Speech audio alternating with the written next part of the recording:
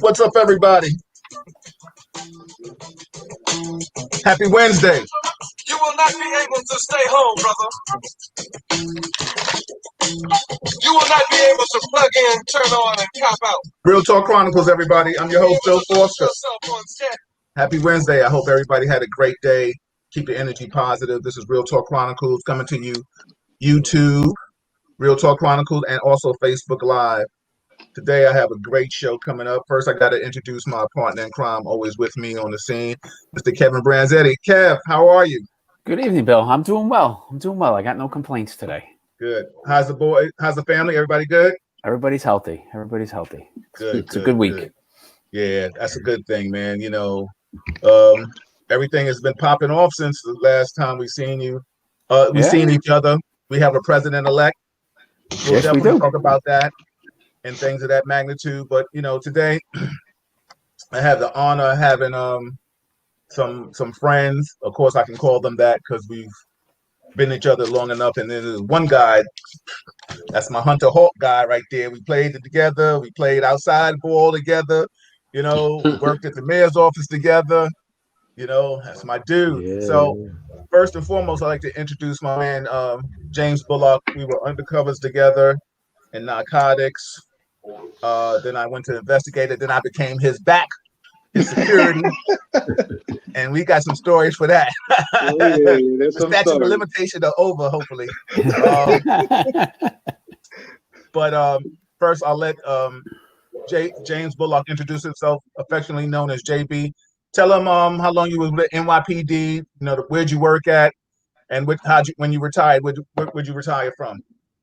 Well, I did just 20 years. I did my 20 and out. I said, let me run when I had the chance to run.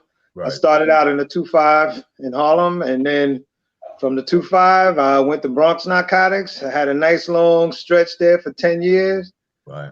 And then from there, I went to the 5-0 squad, and that's where I stayed and retired out of. And now, I'm living life. It's life after the job. Enjoying life. That's it. And at the bottom of the screen, I have a brother that I went to college with.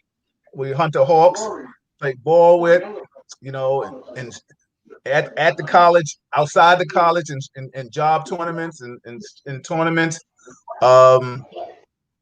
We worked together in the mayor's office for some years, and then he eventually went to Baltimore PD. Correct me if I'm wrong. I'll let you establish that.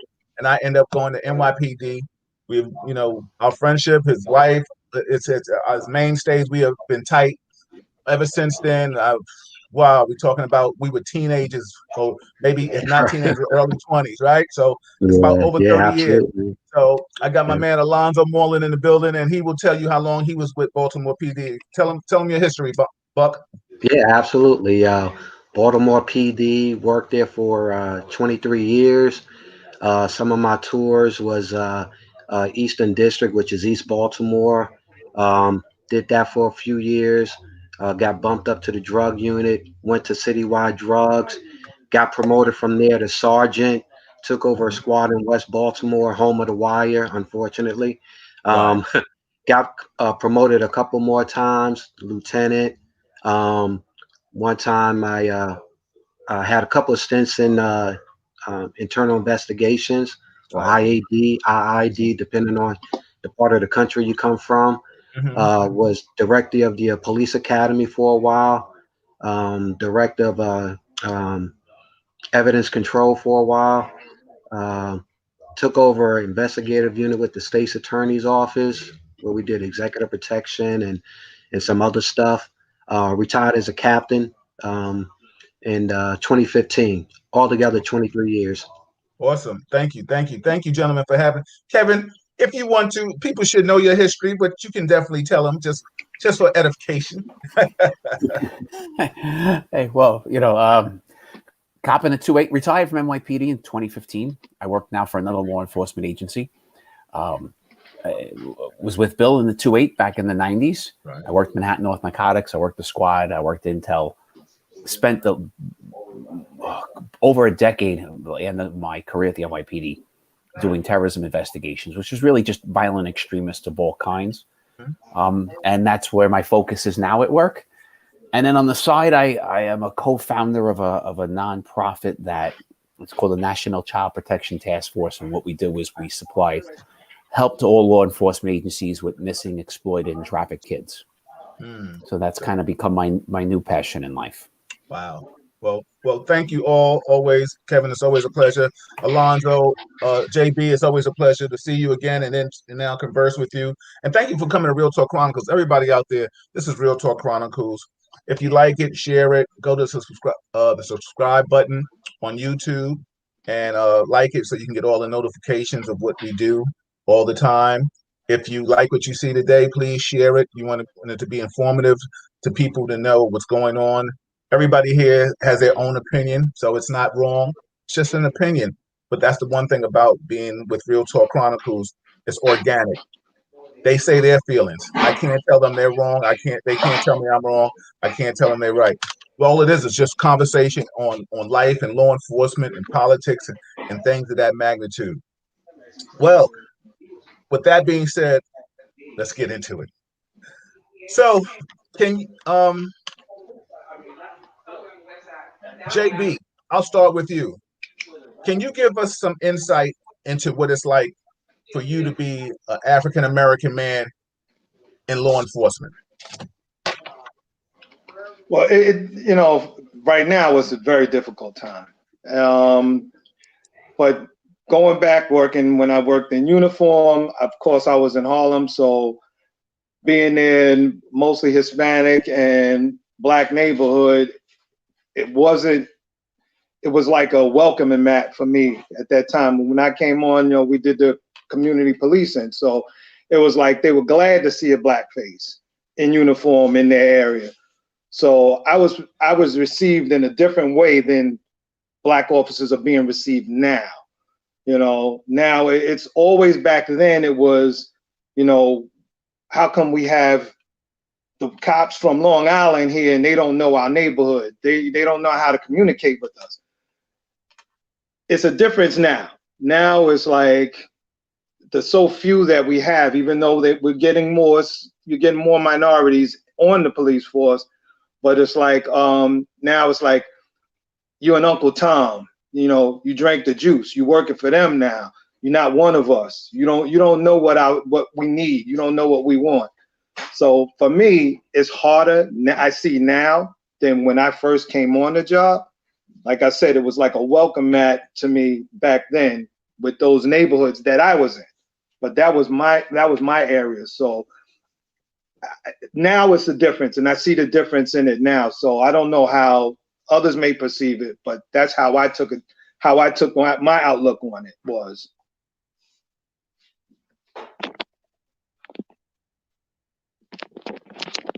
I'm not hearing you, Bill. You muted, Bill. There you go. Sorry about that. I muted everybody and then forgot to unmute myself because I was about to come to you. But I said, on a scale of 1 to 10, like summing up your career with NYPD, 10 being, of course, the best, 1 being the worst.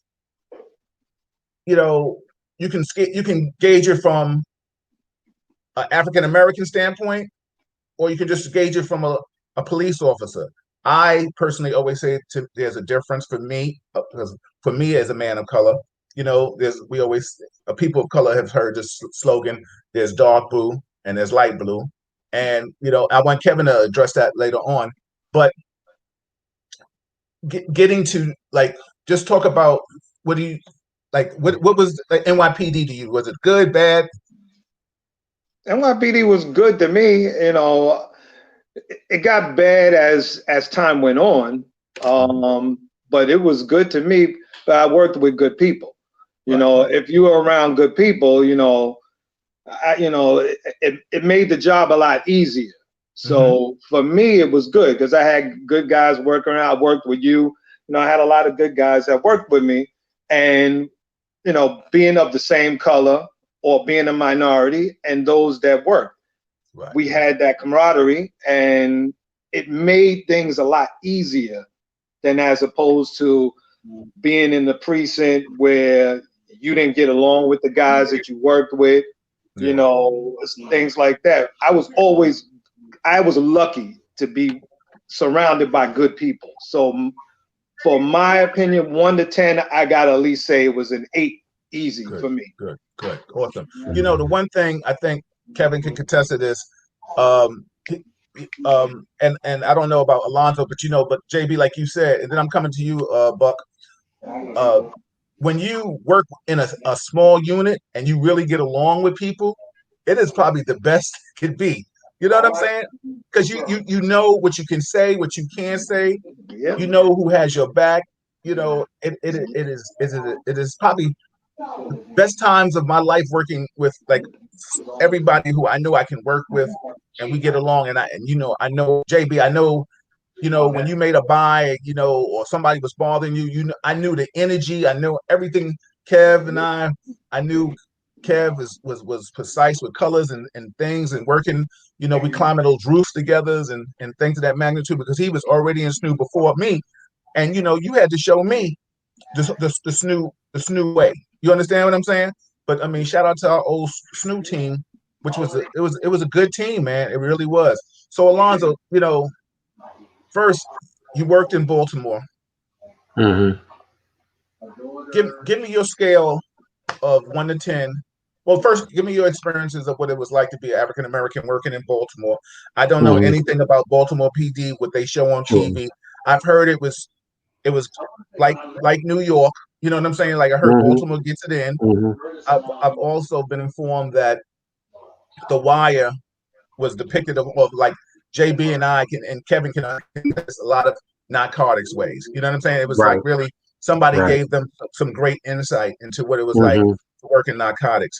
But give us some insight first and what's it like working in Baltimore? Sure. Well, growing up in New York, growing up in East Harlem, there was a lot of parallels between Harlem and Baltimore, the Mm-hmm. good and the bad. I found that the people were pretty much the same. They just wanted good policing, you know. Uh, People like us who are law abiding, they see the value in police work. So when they saw you out there doing the job, doing it the right way, those are the ones that's always walking up to you, whispering in your ear, giving you tips on, who's doing what. Mm-hmm. So it was easy. Um, Right. I'll say on the scale of 1 to 10, my career was probably a 8, 9. Okay. And it could have been a 10 if I wasn't like a supervisor early in my career. Mm-hmm. Because most of my career, I was supervising or managing. Right. Um, Right. Right. I got my first promotion like 2 days after my 4-year anniversary Okay. you know. Okay. So All I right. was always in charge of someone. However, for the first few years, I had great mentors. I, I like James said, I was fortunate to come out into the Eastern District out of the academy, and at that time, surrounded by a really diverse work group: Black, white, Latino, Asian. Um, Everybody had their say, never felt like my voice was hindered or anything like that. And I had people pushing me to always do well. So they encouraged good work. And consequently, at least during that time, if you were out there doing something crazy, you got caught, and Mm-hmm. something was done about it. So bad policing was, at least during that part of my career, I can honestly say bad policing, criminal policing was rooted out. Good policing was encouraged. Um, and I was fortunate enough also to start my career in my late 20s. So I was already entering my real manhood as Yes. opposed to being 21, 22 years old. Same Right. man, So same man. Yeah, all of right, us. so Yeah. right or Same, yeah. wrong, we're Yeah. Mhm. firmly rooted. So I never had an issue of seeing what was what for what it was. You know, Mhm. you pull that guy up for no reason, and and you start going through his pockets, dude. That ain't right. So we gonna talk Right. about that. You Right. know, Right. Right. so I never had an issue with that. And one thing I do like about Baltimore is when you come in the door, if they know you straight laced, they're not gonna do any crap around you. If they Right. know you Right. hinging on the fence, yeah, you might be a guy that they can roll with and start stealing money and those types of things. So I've never had those issues. Well, let me ask you a question. Was corruption big in Baltimore? We had pockets of it Okay. where corruption happened more so in Baltimore than not was in guys putting their hands on people unnecessarily. Okay. Guys being heavy-handed. Um, that's not to say we didn't have our share of drug dealers and thieves, those types of things. But Baltimore, because you work a one-man car mostly, if you're in patrol, you basically work by yourself in a car by yourself.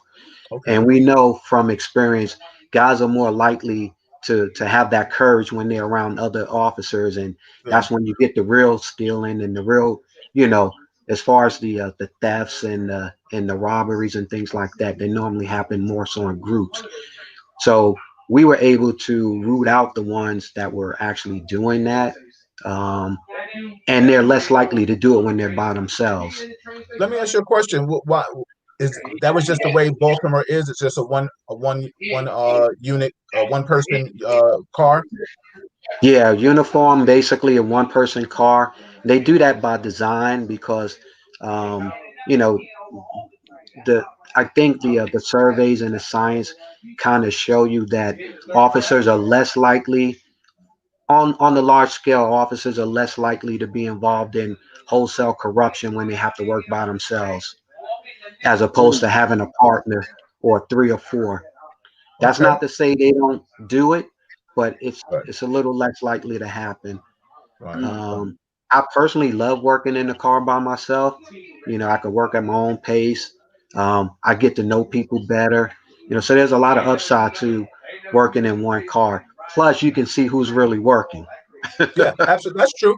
And then You also know. too, first and foremost, I got one more question to ask you. But everybody, this is Real Talk Chronicles. Shout out to the people that are chiming in. I see you. I see you, Nitty. I see you, Pam Pam. I see you, Sensei Moore. Tony Castiga's in the building. What's going on? Shout out to my cousin Lamont DeShields. He's my cousin now, but he'll officially be my cousin because he's marrying my other cousin. Shout out to Kendra. But he's Baltimore PD too. So shout out to him. And oh, matter of fact, excuse me, everybody, happy Veterans Day to all the veterans out there that's watching us. We salute you. That's real talk. Uh, Darren Joseph, Lou in the building, Victoria, Michael, Kevin Grayson, 2-8 in the house. What's up, Miss Redmond? Mark Rose in the building. Salute to you, Mark. Happy Veterans Day. I see you, Earl and Derek and D Rob. I see you. Shout out to everybody that's watching. This is Real Talk Chronicles. I'm your host, Bill Forster, with my co-host Kevin Branzetti. And today we have guests. Our panel today is James Bullock, affectionately known as JB at the NYPD. We've worked together extensively for years. And my college partner in crime, uh, we go back over 30 years. My man Alonzo, affectionately known as Buck Moreland in the building. That's the way he used to grab the boards, y'all. Just on Real Talk, that's where he crashed the boards. And Kevin, no, I said Alonzo, I wanted to ask you, like I know your personality, but for the people out there that are just getting to know you right now and listen to your story, your Mhm. testimony, you said you had a good time working a one man car. When you had situations that you had to encounter, what was the I guess the response time for backup for you? Mhm. Yeah. Well, I had a good reputation as being the guy who only called you when I need you. In Mm-hmm. fact, I can remember the very first time I actually called for backup. You Right, know, um, make a short story shorter, it was domestic. Two huge dudes built like Mike Tyson in the house. I just simply got on my radio, say, "Hey, give me a 16." Next thing you know, the whole squad was there, right, and they right, were right. there one because they knew that the way I operate, I only do what's necessary. I treat people with respect. If I Mm-hmm. call you, you know, I must really need you because I never Absolutely, call you because I can handle absolutely, myself. And the way I exactly. Right. handle myself is the way we're doing it right now. I just talk to you the way you're supposed to be talked to. If I have to put my hands on you, the whole world know you needed to have hands on you. No, that's You real know. talk. Real talk. Right. JB, you know. I know. So Time to come to tap that chin. JB and I are laughing because he knows. but The two knives will come out. that's it, there baby. you go. I didn't touch anybody that didn't deserve to be touched. Exactly. So, And yeah, only to the extent that you need to touch them, only to the extent. Yeah. Never take anything personal. Talk about my mama, talk about my dog. You don't know me, so what does yeah, it matter, right? exactly. So I never had a problem with backup. Plus, I backed up everybody. Good. Didn't care who you were. When we out there, we're trying to make sure everybody's safe. And the way I looked at things, if I got 2 or 3 guys behind me, there's really no need to put up a fight, right? There's less likelihood of anybody getting injured or Yeah. anything like that. So that's how I looked at things. And fortunately, I worked with a squad that saw things mostly the same way that I did. So backups never an issue. In fact, if you didn't back people up, that's when you get your butt handed to you. Oh, yeah, Yeah, yeah. yeah. Shout out to Eric Dawson in the building, former 2-8 guy, of course. And my cousin Lamont he says, yep. He says, I only call for backup when I need it as well. Definitely. Lamont, if you ever want to chime in, let me know. We'll get you the link so you can come in too. Kev, coming to my main man, Kev. So Kev, let me ask you a question. I asked them how it was being a person of color working with NYPD. First, let me ask you your feelings of NYPD, 1 to 10, scale of 1 to 10, and then please take us into the mind of an officer, a white officer, and having to deal with the rhetoric of working in maybe an African American or predominantly community of color, and getting verbally abused, or dealing with officers that may, dealing with other officers of color. Because the bottom line is, a lot of people never hear from the other side of what it's like for a white officer to work with people of color, and how is he viewed or gauged. So please just give us some insight on first what it was like working for NYPD in your professional career. I personally no, but go ahead, please. So I think I'm going to agree with the other gentleman around the 8 marker, right? Like I would say it's a 10. The majority of the years were a 10, and I'm with you, Bill. Small team, good people, the best time of your career, right? Like I would be, I would love to be the 3-2 SNU sergeant, today with a good team of people. Right. And for those out there, the SNU is just a small internal precinct-wide, the narcotics team. So it's just a small group of us who did it within a precinct itself, mostly in uniform, just through observations, not through undercover buys. So those were by far the best times. And then there were a couple of years I had the worst bosses. Actually, I worked with the worst human beings, and I think we all had that at some point in our career, where you work for somebody who's just a disgusting human being, and they can make your life miserable. Right. And the way the police department is, you're a sergeant, they're a lieutenant. Based on that, they're always right.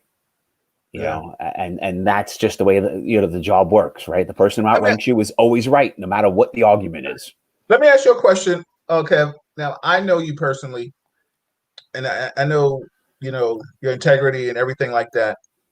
But I do know the fact. I know the Kevin that if he thinks he's right, he's gonna debate you and argue with you for a long time. I'm going the distance. If you had a boss, like you said, a lieutenant, and you clashed, tell me about that situation. It never went well. Okay. I was not. I'm not a good soldier when it comes to just. I'm not a yes man. Right? I'm not like you just can't say, Kevin, go do this, go do this, go do this, and I'm going to do it blindly. If I think it's stupid, I'm going to ask you that 3-letter word that bosses hate. Why? Why are we doing it that way? And that never, ever goes well. That depending upon who you talk to in my career, they could tell you I was a great worker, and then there are people who tell you I was a shit disturber, right? I caused trouble because I just wouldn't take stupidity, and that comes with maturity. At 23, as a young cop, I took stupidity, right? Like, as you get older, you get a little more confident in yourself and your abilities, and you have a little less fear of telling people to go F themselves. you know. Now, Kevin, you came on it. When did you come on at 23 or 21? 22. 22. Right in the middle. Listening to the other gentlemen, they all came on a little older as myself. We came over after 25. Would you recommend if you still could do 20? Do you think?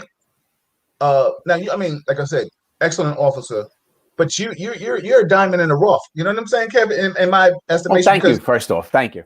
Yeah, no, and I say that because first, I mean, maturity is maturity. You understand what I'm trying to say?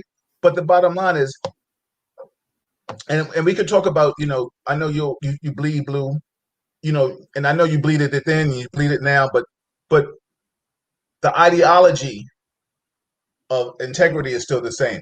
But what I'm trying to say is, do you think coming on NYPD older is better, or do you think coming on young is 20, 22, 25? It's too young, and I think. And I hate to sound like the older, guy and you pick on the younger generation, but I think the generation that's behind us, even more so, we grew up, we were kids on the street. Right. Like you came home, when it got dark, depending on what age you were, you came home when it got a little bit, after dark, depending on an age. My parents didn't see me after school until 8 o'clock. Right. On the weekends, they didn't, I was gone in the morning, they come home at night. I was miles away from my house at times. Yeah. At 10 years old, I was taking city transportation by myself. My kids aren't doing that at 10. Yeah. My kids aren't doing that at 15. But it's so funny. I think, and I'm unmuting everybody. I think, and I just want everybody's opinion on this. But Kevin, matter of fact, I'm just going to ask this question to you guys, and then I'm going to go back to Kevin because I want to still get his opinion on something. Shout out to all the military people watching the Veterans Day. I see you, Butter, in the building. Brian Washington in the building. Kenny Stella's in the building. Mashira, salute to you, a veteran. Mashira Rogers, former 2-8. I mean, not a 2-8, former NYPD. My man Lewis is in the building. So, Mark Stewart, what's going on, everybody? Shout out to everybody that's watching. This is Real Talk Chronicles. I'm your host, Bill Forster, with my co-host, Kevin Branzetti. And today we have Alonzo Moreland, and we have James Bullock in the building. Just talking cop stuff and life and politics. We'll get around to all that. So, AB, real quick, and Alonzo, are you glad that you came on at the age you came on, or you wish you would have came on younger? I'll go to you. Yeah. I'm glad I came on.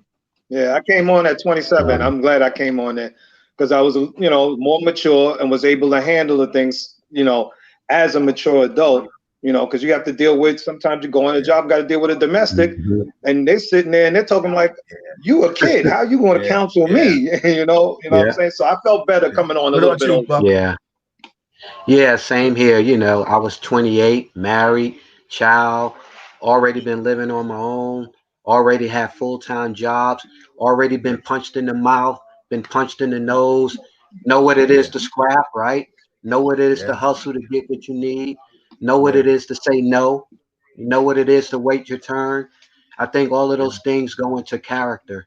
And so, sliding into a situation where you have to give of yourself because it's a service job, right? You have to learn how to serve. Already knew how to serve. I'm 7 and 9. So you learn these things, and like I said, I already started coming into my own manhood. I wasn't there at 21, 22, 23, but I was definitely there at 27, 28. So now, Kevin, let me ask you a question, Kev. You were a mature guy when I met you. I'm saying, like, you weren't like and no disrespect to the officers, because every cop knows what I'm talking about. You weren't the one around farting and doing pranks and jokes and shit on everybody. You know what I'm saying? You weren't that dude. We got a lot of it. No disrespect, but you come on the job. Especially JB and Buck. You know what I'm talking about, Kev. You know what I'm talking about too. You be like, yo, what's wrong with this dude? He farting and playing like it was all right. Like this was part of like the initiation of being a cop. Like I got to stay with this stinky ass. You know what I'm saying? But Kev, like, who groomed you? Like who groomed you to be like the man that you are? Well, that's a good question, right? Like, look, I I mean, in my personal life, Yeah. you know, my grandfather had a heavy influence on my life. He is the person I've always wanted to be. You know, he just had an even keel about him. Just and got things done, right? He's the one who took me and my brother on vacation. He's the one who took us to amusement parks. You know, he's the one who took the time out of his day and did stuff. But he did that for all of his grandchildren. And if you ever ask any one of my cousins, like, who's grandpa's favorite, every one of them will say it's them. Now they're all full of shit because it's me, but just saying. But that's you know, so from an outside, from an inside, we got lucky. We had the right, you know, and James and Alonzo both mentioned, right? It's the right group of guys. You work with the right group of people, you're going to become a good cop. Yeah. You work with knuckleheads, you're going to become a knucklehead. It is so important that first 2 years, that even the first just year of being with the right people. And I don't think I know. Like NYPD, we don't pay enough attention to who the training guy is, who's the training sergeant, who's the training cop. You know, when I first became sergeant, they changed, right? The new guys, they were doing impact, and they were giving them Tuesday and Wednesdays off 6 to 2 at night. No sergeant wants that. So you know who got it? The losing sergeant, right? Like it wasn't. You know, it was the worst sergeant in the group, not the senior one, not it was the least experienced. It was the worst guy out there to teach them.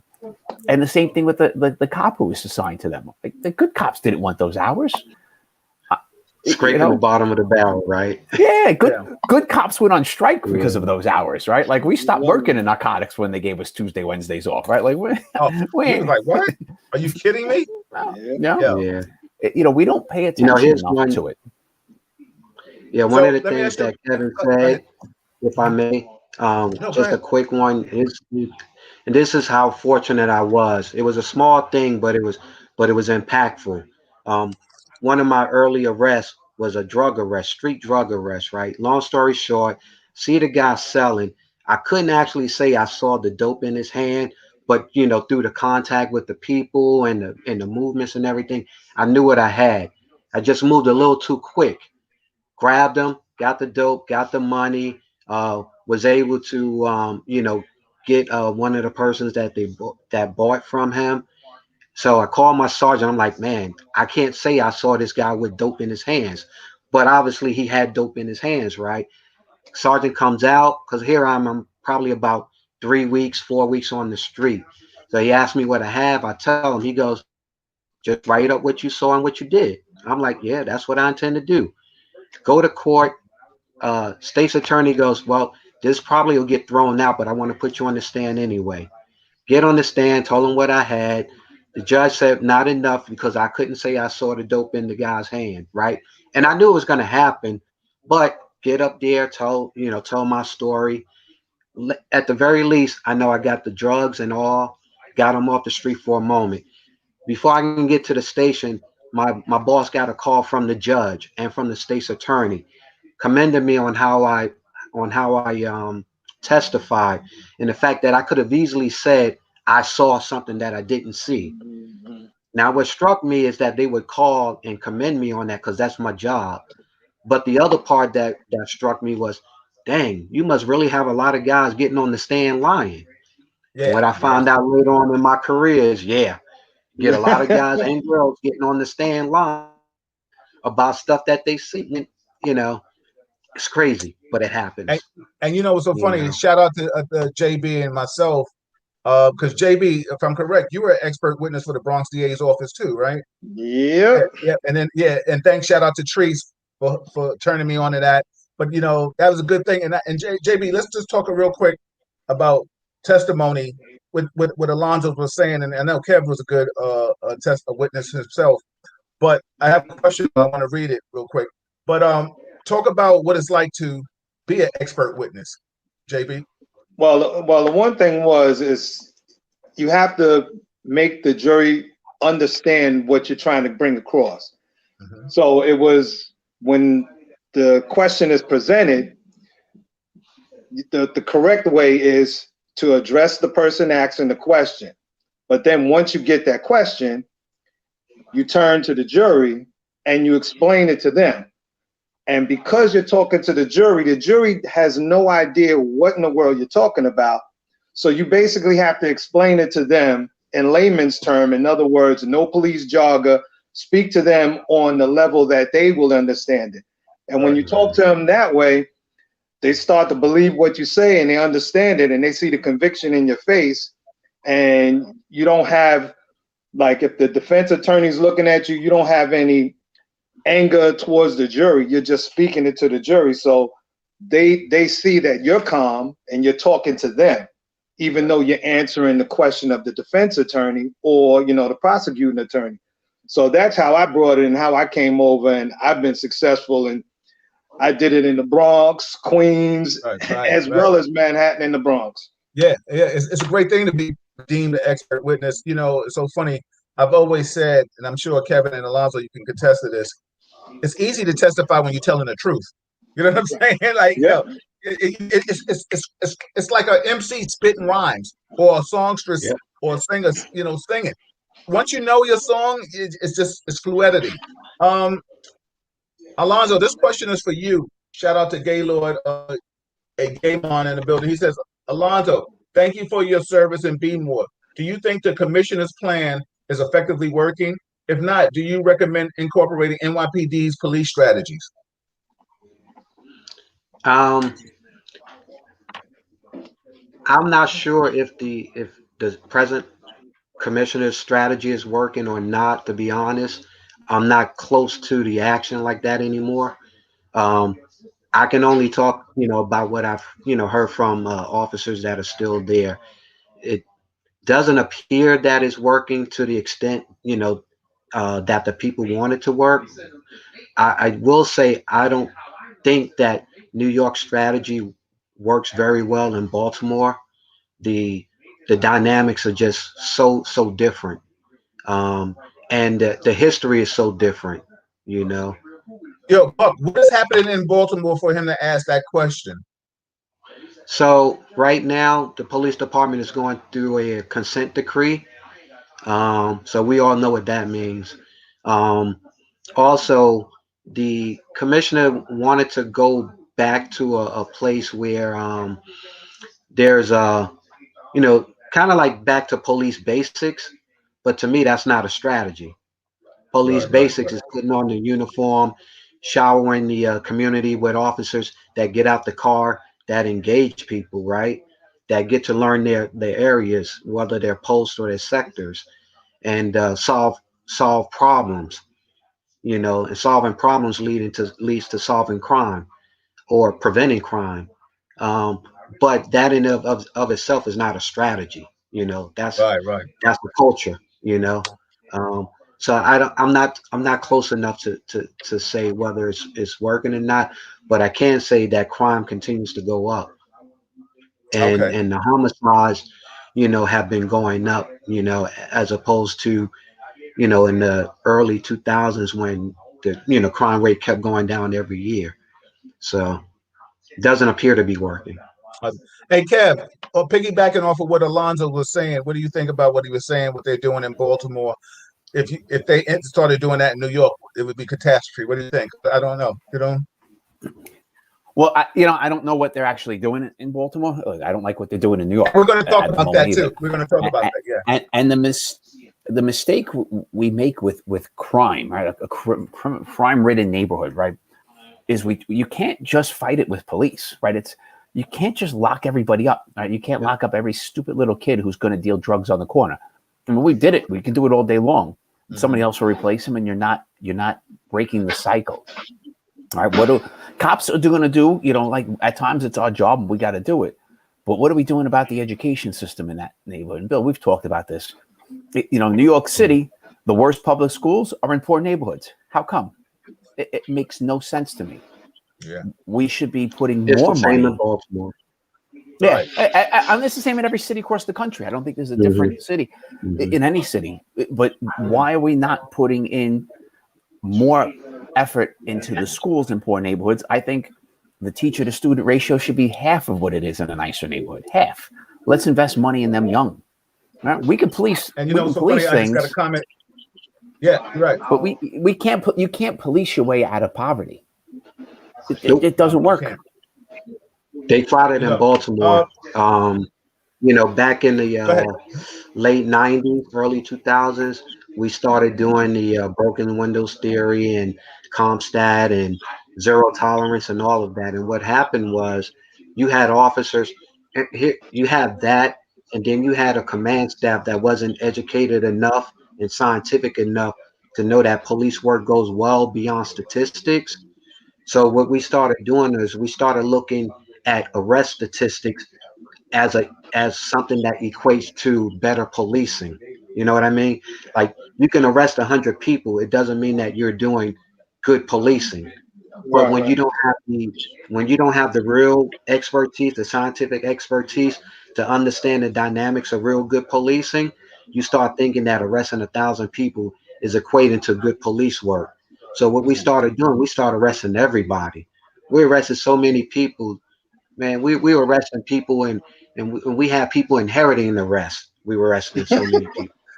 You know, it was equivalent to our Condor. You know what I'm saying, fellas? Remember when we had Condor? Right. It got so bad.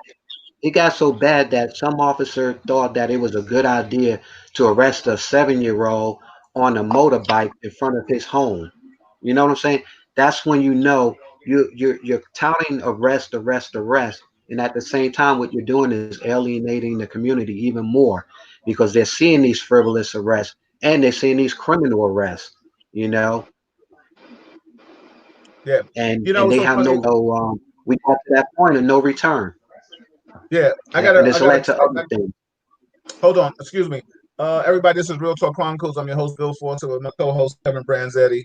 And if this is Real Talk, like it, share it with my guest, James Barr, former NYPD, and Alonzo Moreland, former Baltimore PD. Mashira said, I think there's a pros and cons to becoming an officer younger or older. But at the end of the day, it's all about your level of maturity and self-confidence, which can be at different levels at different ages. Absolutely. I'm going to ask this question. I think he put this question out to the panel. I'll start with you, Kev, and then I'll go to you, JB, and then I'll finish with you, Alonzo, on this one. Lamont said, is it possible to lose credibility as an expert witness as a police officer? Yeah, it only takes one time. Tell one lie and it's over. Exactly. Right. And now, like in New York, they've created lists of this. Right. Yeah. There are NYPD guys who are on the list of they have lied on a stand, and they will not be allowed to they're done. So there's no recovering from it. And there's going back, releasing everybody that they ever arrested. Yeah, it's going to change everything. So there's no wiggle room with this. You just lay it out what it is. Alonzo said it the best, right? He had a case. It wasn't the best case. He brought it forward, and if he lost, he lost. You can't. It's not personal. You learn from it. You become a better cop from it. You have to lose a little. And I checked. That's where narcotics cases came in real handy, right? Exactly. If I lost a narcotics case, one or two things was going to happen. That guy would stop selling drugs, maybe, or he's going to get arrested again in 3 weeks, selling it still. How do I lose? Right? It's not, if he stops selling, I win. If he gets arrested again, he's done. Well, if JB was buying and I was ghosting, his ass was a wrap. He was going to jail. You ain't lying. You ain't lying. Or if Kevin was in the OP, with me, Hawkeye over here, you know what I'm saying? You ain't lying. So Mashira says, yeah, but you can get unpopular real quick. Like she's referring to testimony, I guess, or saying something in reference to a team. And I'll finish it. She says, yeah, but you can get unpopular real quick if you're being accurate on what you saw impact the team's bottom line. I guess she's talking about the almighty dollar. Some people, would say, oh, well, write it up. You know what I'm saying? And if you're saying, Mashira, if your integrity is impeccable, like you said, don't write it up. Lamont said, it's not, but I can say that the community needs a better grasp of what police work entails. Lamont, I know you're active in Baltimore right now. I know I ain't jeopardizing my jeopardizing your job, but just write in. Do you like what the new commissioner is doing right now or not? Uh, he says, I'm at work now. I cannot log in now. Please have a part two. Absolutely. I got you, cuz. I got you. Lucky's in the building. Shout out to the Lucky in the building. Former Narco Cat with us. Cynthia Burgos. Hey, Billy, proud of you. Thank you, sister. Bashira, I see you again. Kev, I want to go back to you and like I can't ask you. Yeah, I can ask you now what it's like, what you hear about statistic racism, systematic racism. But let's talk about what did you feel back then as a white officer trying to just be a good officer and not be labeled a racist officer? If you can elaborate on that, please do. I gotta say, I don't know if and maybe 20 something years later, it's hard to remember those exact feelings, but I can't say it was like that.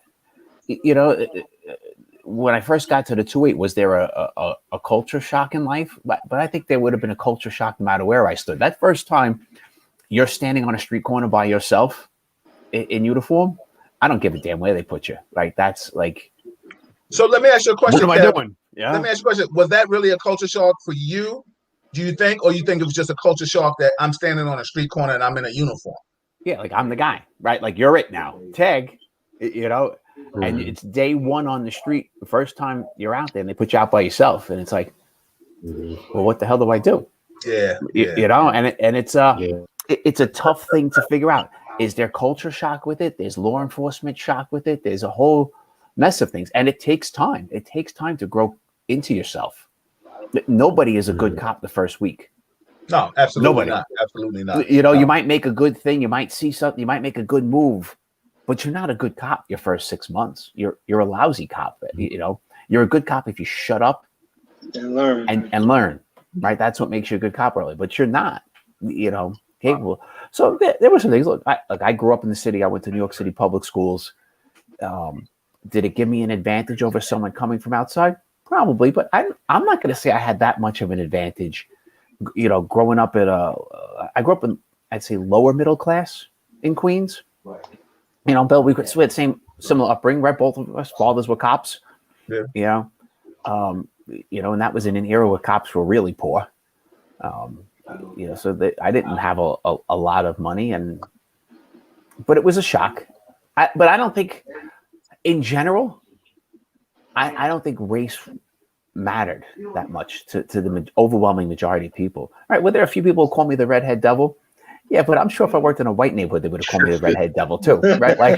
Like that was coming anyway, right? Like that didn't bother me. And I can't say internally with the cops it was there. Or were there cops who gave you a second look and you kind of wonder? Maybe, but in the long run, you're judged on who you are. Okay. You're either a crappy white cop or a crappy black cop or a crappy cop or a good one, right? And people are going to add the color of your skin to it, but you're still judged as time goes by. I always thought. I'm going to ask you this, Kevin. Matter of fact, do you think that the job is fair to officers around? I mean, we know it. No. Yeah. Okay. Good. No, those jobs not fair to anybody. Like there's a lot of, there are people who have connections and friends and get great positions and there are, assignments that, not always happen that way. And look, there are things I've changed my thoughts on too, Bill, right? When you joined us in SNU, right?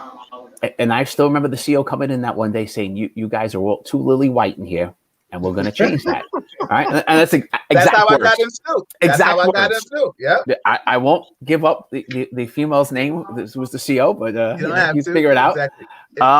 She said that to us. We're going to put somebody in there, and Billy's the one that came. Yeah. It was the smartest move she made. Right. Back then, we were kind of like, well, shouldn't it be the next guy up who's got more seniority? And in no, that was a mistake. We shouldn't have been an all-white team in the 2-8. We shouldn't be. Yeah. And I learned that years later. Years later, I've run lots of teams. Yeah, exactly, JB. Yeah, you gotta have funny. You gotta have a mixture of cultures. You gotta have a white guy. You gotta have a black guy. You gotta have a Spanish. You gotta have a woman. You gotta have a guy. You have to have a mixture because you can misunderstand things. We're from different places. Words mean different things to us. Body language means different things to us. There's so many complexities of human beings. So you have to have a mixture in every team you're in. And like I said, I learned it much, much better later on when I was doing the stuff where we were looking more at ISIS and Al-Qaeda. My team in NYPD was made up of guys from Somalia, Yemen, Pakistan, Afghanistan. I couldn't have done that without them, right? Yeah. Like, you can't have 10 white guys in the room online chatting with jihadists from another country and expect to understand culture, and I learned a lot about cultures from around the world. Also learned a lot about racism and prejudice. I've learned that every country and every group has it, right? Like, we at times I think maybe we perfected it here, but ain't no nation in the world that doesn't have it. Right. And then it was so funny. It was so funny back in the 2-8. I know coming in, and shout out to that old former 2-8 crew, Snoop crew. I mean, for a while, there wasn't anything I could do to convince everybody that I wasn't a mole. I wasn't here to be that. I was just like, this was an opportunity, and I'm giving it to him. You know what I'm saying? And that was what it was. Everybody, this is Real Talk Chronicles. I'm your host, Bill Forster, with my co-host, Kevin Branzetti, and we're just talking about everything from PD lifestyle to we're going to get into some politics. I got James Bullock in the building. And I got Alonzo Moreland in the building. I got a comment from Cynthia Burgos, one of the real founding people of 2-8. Not the 2-8, of Real Talk Chronicles. Sorry, Sin. I apologize, Sin City. She says, I think law enforcement has lost its credibility when the requirements change. I feel like I can F them up myself. Yeah, right. Because a lot of cats out there are soft right now. Yeah. So some of them use a gun because they can't fight or run. Sorry, but some of them have to get in shape.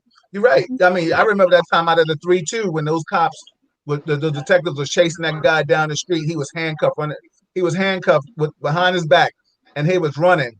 And those cops was out of shape. Guns and beepers and cell phones were falling all over the street. And it was a disgrace to NYPD to see this dude get away like that. You know what I'm saying? He eventually got caught, of course. But you all guys, especially Kevin and Jay, I don't know what they do in Baltimore, Buck, but you mess up one time and the hits will come nonstop. You will be the laughing stock. Yeah. Let me tell you something.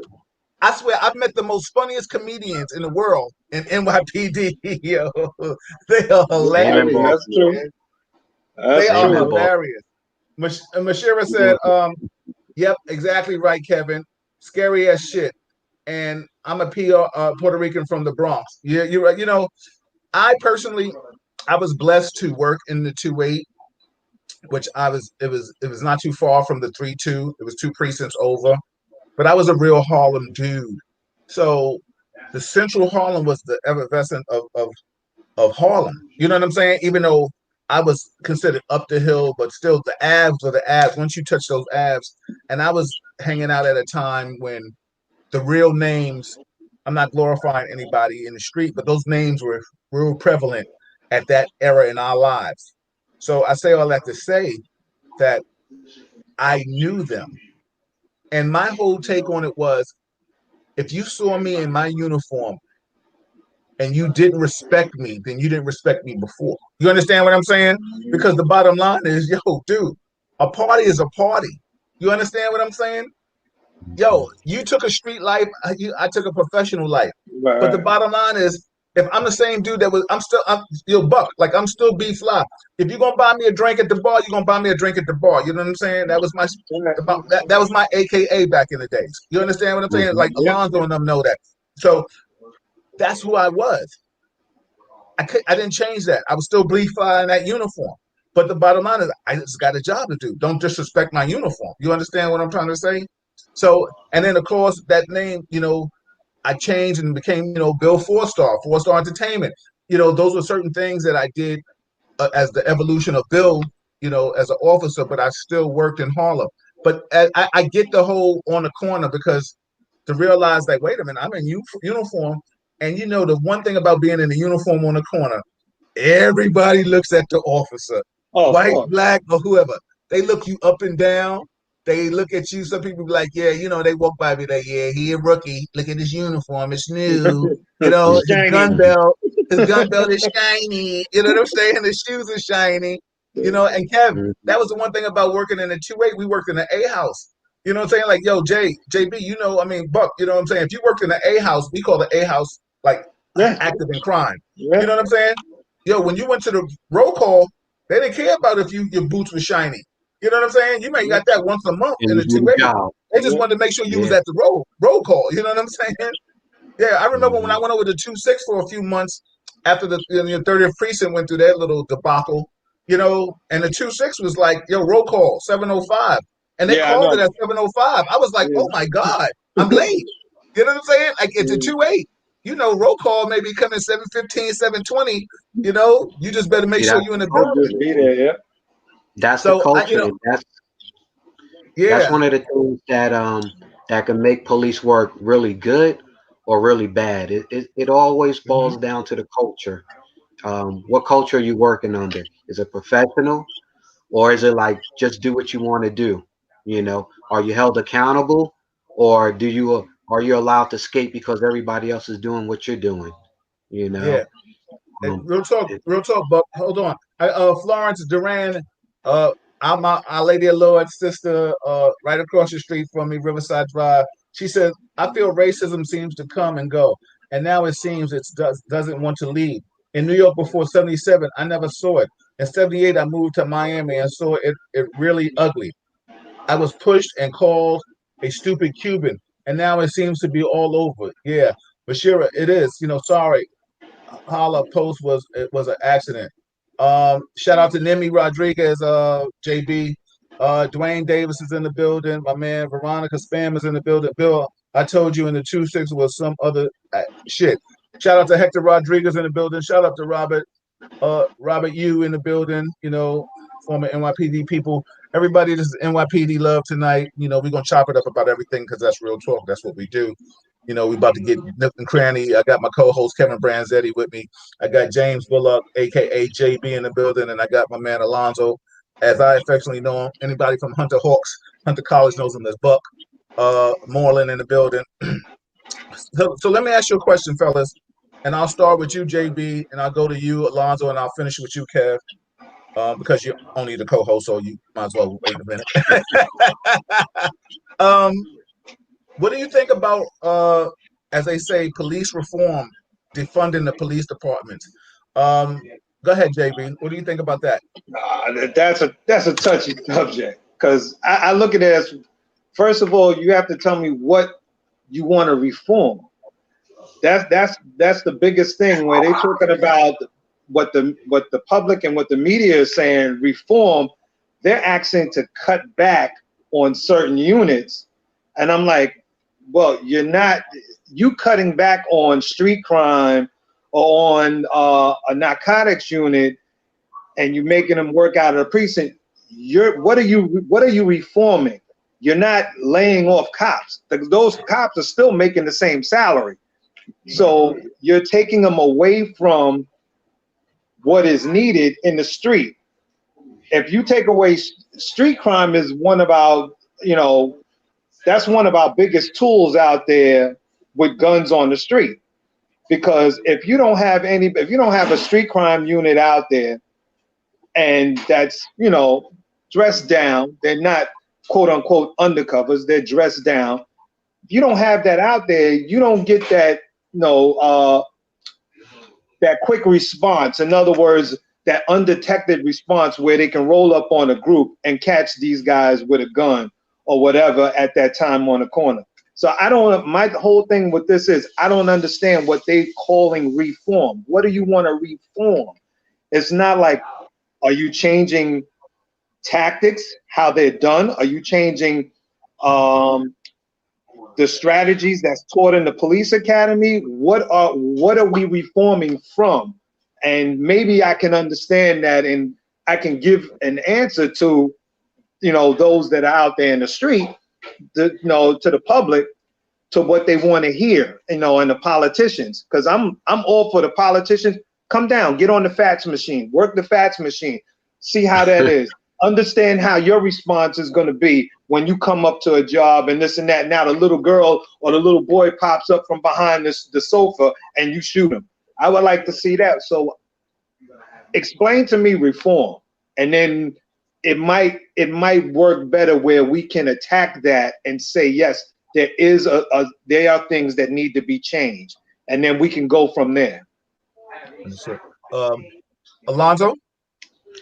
Yeah, I think when people are talking about defunding and reforming, I honestly think what the grassroots people are really talking about is changing police culture, the toxic portion of police culture. Um, for example, I don't think anywhere in this country you can go to every academy in this country. Nobody teaches an officer to shoot a person in the back as they're fleeing unarmed, right? That's not a tactic. That's not anything that's taught, but it happens, right? Nobody's teaching chokeholds, but it still happens. Nobody's teaching that officers who are stealing or giving false testimony should be allowed to keep their jobs, because we're taught that you're going to get fired. But officers continue to work even after they're found to do those things, right? So what people are talking about is changing that, which is changing the culture, making the culture more accountable, more respectful, more professional. And Kevin said this earlier about the different services. Unfortunately, in this country, especially in the poorer communities, police are basically the social services for everything. They're supposed to take the place of good schooling, of good prenatal care, good everything. And we're supposed to be the last line of defense, not the first line. But too often we take the place of all the social services, right? Which puts a lot of pressure on police officers. And so people see a lot of money going into the police departments, but they still see a level of disrespect and unprofessionalism that's not acceptable. So I think really what they're talking about is changing the culture. And if that's in fact what people are talking about, I'm all for that. Um, I don't know how you do it. Um, I do believe that in today's uh, times, with all the things that you have to deal with as a police officer, you need money in order to do these things. You need money for equipment and intelligence and so on and so forth. But can you do that and still fund the rest of the services that your town or city need? And can you change the culture? And I think that's really what the questions are. So what I want you to do, Buck, think about that question, because that's going to be my next question to all of you. How do we change the police culture? Because what I was going to do, I was going to add that into the question of about the problems dealing with law enforcement and people of color. But Kev, I still want you to answer this question first about defunding and reforming, and then you can segue in, or I can just come back and go to Alonzo and JB and yourself, whomever. Go ahead. So defunding, reforming, I don't care if it's police or if it's, government or anything else. Good change comes from both sides getting together, talking and listening to each other and working for a solution. If whatever the change is going to be in law enforcement, if it's just one side coming down with the new rules, new sets of guidelines, we're going to lose. And we saw that with New York City Council coming down with rules that made it nearly impossible for a cop to arrest somebody, where touching a diaphragm is now a crime, and it's kind of hard to understand how I can and how I can't wrestle somebody to the ground. You can't make rules without talking to both sides. You just can't. And simple things that we need to do, right? The funding's not going to work. It's actually more funding. We've talked about this, Bill. Firearms. NYPD goes twice a year. You're not a firearms expert. You're a crappy shot. with little bit of skill. Right? You want to be an expert? Let's actually train these guys to be experts, right? They should be going weekly or twice a month, multiple times, be longer in the academy. What do we do? A week in the Academy of Firearms? Yep, 1 week. And then, like we've talked about, and then the 2 times a year we go, we spend out of that 8-hour day, we spend 6 of it sitting there doing zero, absolutely nothing.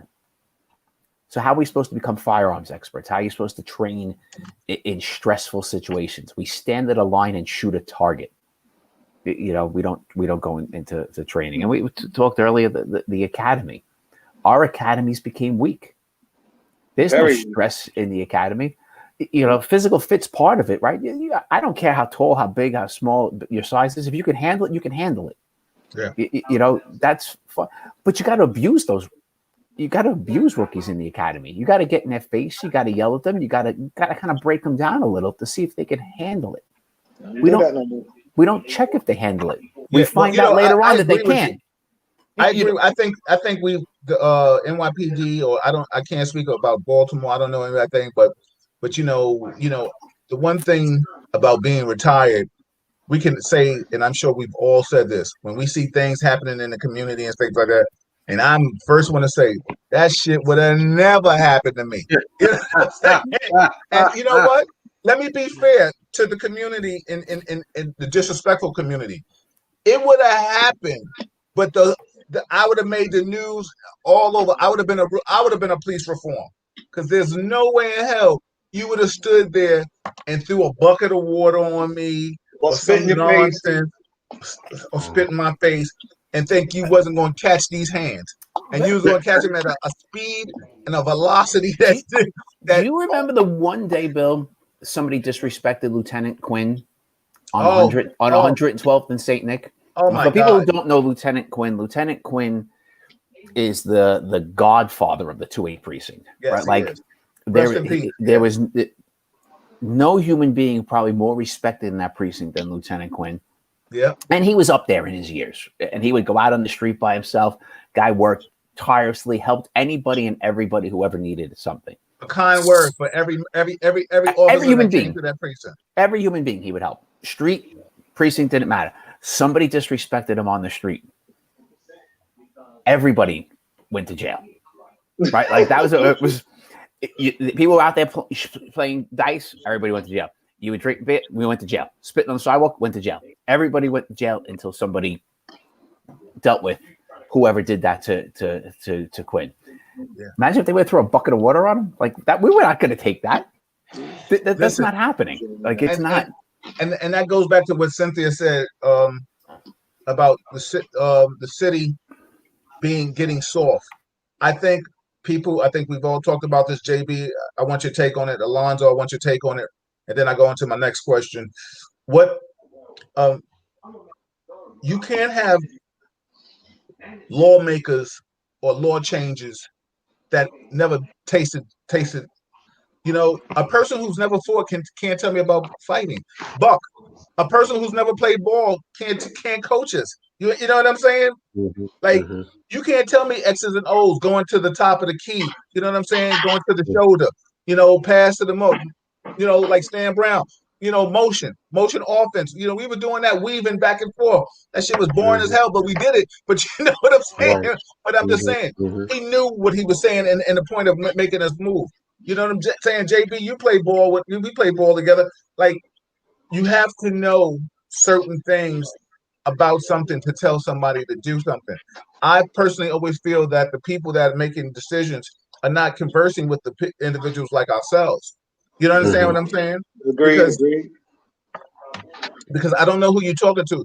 If I sit here and I talk to a yes, if I call somebody in and I know he's gonna yes me, then he ain't gonna make my decision. He's not making decisions. He's making my decisions. He's co-signing my shit already. So that's the problem. So let me ask you a question. How do we change the culture? Like, what would be a start in changing the culture? Because there is a problem. And Kevin, you can start this off too. And let me know first if you agree or disagree. There is a big problem with law enforcement and people of color. How do we change that culture? Like Alonzo was saying earlier, I'll start with you. I'll go to Alonzo, and then I'll finish with JB. Go ahead, Kev. Well, communication's always number one, Right, Bill. right. We talked about that. You ain't talking to people. You don't know people. Right. You can't get to understand each other. But it's a two-way street, right? This is not just like cops have to reform. We also have to educate the public on what we do and why we do it. You know, we've talked about it a lot, Bill, with you just even saying it now with using your hands. Police work ain't pretty, right? Not at all. And I'm not giving you 3 shots at turning you around, put your hands behind your back. No. I'm going to give you, once. I'm going to give it to you twice. The third time, Bill's hitting high, I'm hitting low, and the guy's going to the ground and he's getting cuffed. Whether he wants to or not. With that being said, Kev, and I'm just adding on. But do you think, from what you've seen, and I know you bleed blue, and I want you to elaborate before the show is over what it means to bleed blue, and you say it proudly, and I'm not questioning you with any disrespect, but do you think, from what we see a lot of times, are white people given more leeway than people of color? Because it seems like, I haven't met anybody in this world that's just turned around and given me their hands.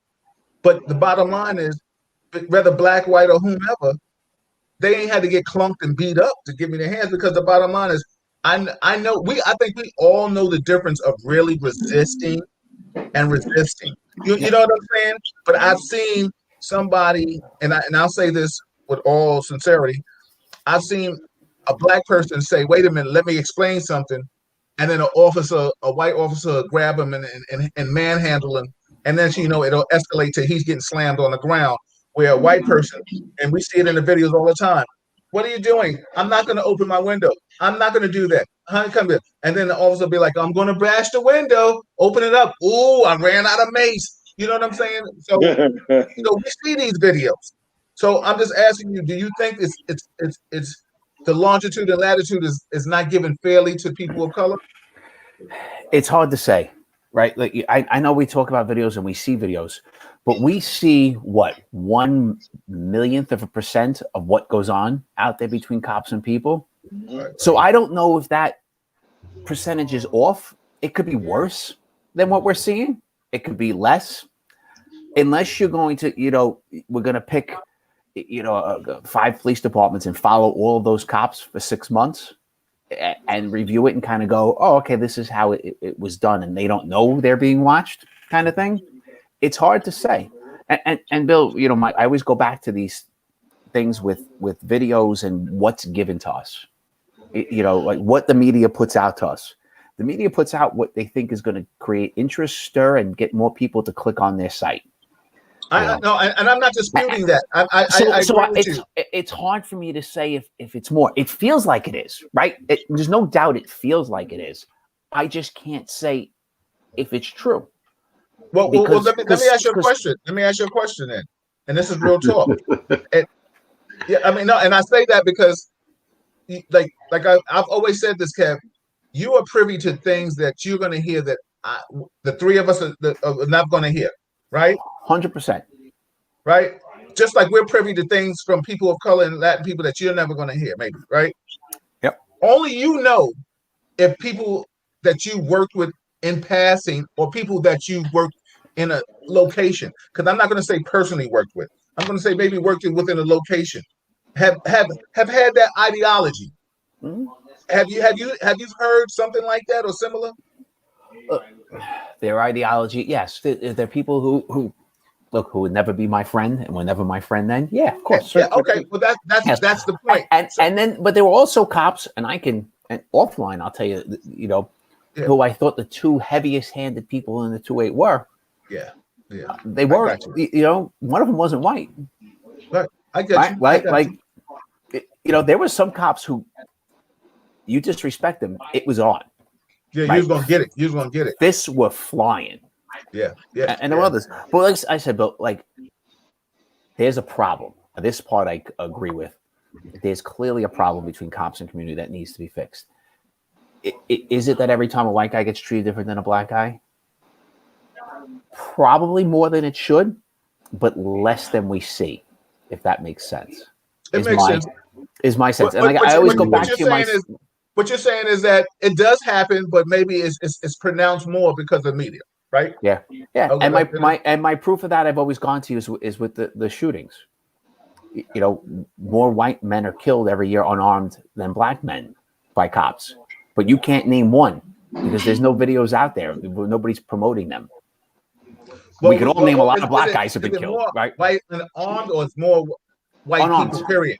More white, unarmed, and armed, both. Okay, well, I'm going to check that out. Check it out. I'm going to look into that.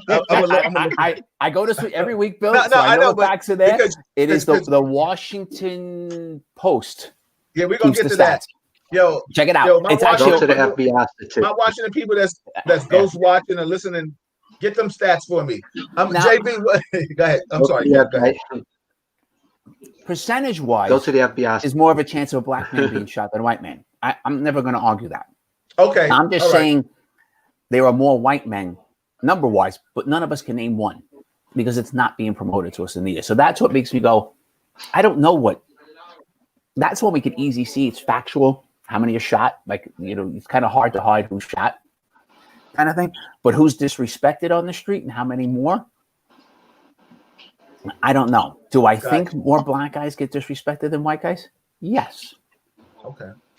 But I can't say how. You know, you probably just lost like about 15 friends right now.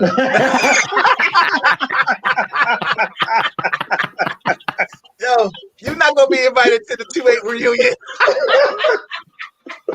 Oh no. Yo, shout out to the mighty 2-8 in the building. This is Real Talk Chronicles, everybody. I'm your host, Bill Forster, with my co-host Kevin Branzetti, and our special guest, Alonzo Moreland and James Bullock. Alonzo is Baltimore PD, and James was both of them are retired. James was retired NYPD with me. I just want to read some statements. Mark Rose in the building said, Bill, future policing, what's their perspective? And he's asking this to the masses. He said, what's their perspective on what's the threat coming with drugs or specifically weed? Does this make the black market community worse? Alonzo, I'll start with you. Basically, that, Bill? With the new drug policies coming into play, legalizing, I'm saying certain types of drugs, especially weed. Do you think it's going to make the black communities worse, black and brown communities worse? No, I don't think it's going to make the black and brown community worse. I think what it's going to do is going to keep a lot of white people out of jail. Because, you know, just being, we're doing real talk here. It seems that in our country, things are always slanted, you know, one way. I think right now, with the government now being able to tax drugs, you know, it's going to be, everybody's going to have the ability to buy marijuana, you know, at some point, because the government can now get their cut, right? Those people who want to smoke are going to continue to smoke, and those people who don't want to smoke are going to continue to not smoke. So I don't think percentage wise it's going to really make that big of a difference, but it is going to keep a lot of people out of jail, you know, who may have gone to jail if it was illegal. So that's how I see that. Yeah, where it can impact us negatively is if those people who are in positions of trust, you know, let's say like transit conductors, let's say a train conductor or a bus driver or airplane pilot, you know, or a school teacher, you know, who can affect others. That's Buck, where Buck, you ain't trying to see nobody. You ain't trying to see that pilot on the plane talking about, yo. I can't see Snoop Dogg piloting in this shit higher. If I see Snoop Dogg in the cockpit, I'm going the other way. Yo, could you see it? Could you see a pilot? Yo, next flight, baby, we going to Miami. Exactly. Open the door, Captain. Yeah, open the door, dog.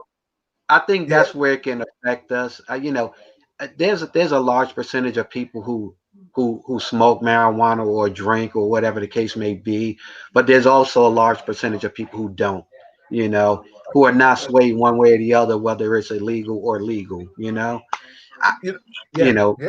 So yeah. I don't So, think so it's going don't to know. really have an impact. I'm gonna come to you, JB, on that question. But me personally, and I just have to interject real quick. Me personally, I was a former cigarette smoker, and people used to say, "Oh, I don't smoke no cigarettes. Get that shit away from me." Blah blah blah blah blah. I eventually stopped smoking because I had to have an operation on my spine. And when anybody who has operations, you can't smoke before the operations. You have to have 6 weeks you have to be cleansed out. With that being said, of course, I stopped, and I've never gone back. So with that being said, I I don't understand how the world is so against cigarette smokes, but they co-sign weed smoking. I don't want if you don't want this person smoking cigarette smoking blowing in your face walking down the corner. Damn, I don't want no weed smoking blowing in my face. I'm not a weed smoker. I don't knock anybody for their hustle. And I don't knock anybody for, and when I say hustle, maybe that's the wrong terminology. I don't knock anybody for their leisure, their vice. You know what I'm saying? I don't care. You smoke cigarettes. I'm a former smoker. I'm not that person that says, "Oh, don't smoke in front of me. I can't take it." That's not me. You know what I'm saying? My vice is the white liquor. You know what I'm saying? It is what it is. But I don't tell anybody not to do what they do. But what I do have a problem is I don't want to see people now just hanging on the corners smoking weed and blowing smoke in people's faces because it has always still had a negative overtone. I'm not saying people should have not done 15 years for a felony weight of weed. Absolutely not. I'm not saying all that, you know. But what I am saying is that smoking in somebody's face is smoking in somebody's face. And the bottom line is let's respect people's boundaries when it comes to that. You understand what I'm trying to say? We still can't drink and drive. What's next? Okay, we're gonna legalize drinking and driving. Like, come on, you know what I'm saying? Like let's knock it off with that. That's my personal feeling. But I'm not knocking weed, and I don't want anybody out there to misconstrue what I'm saying. I'm not knocking weed. I just think it should be regulated to the house. You want to smoke? I don't think you should get arrested for weed, but smoke it in the house, in the confines of your dwelling.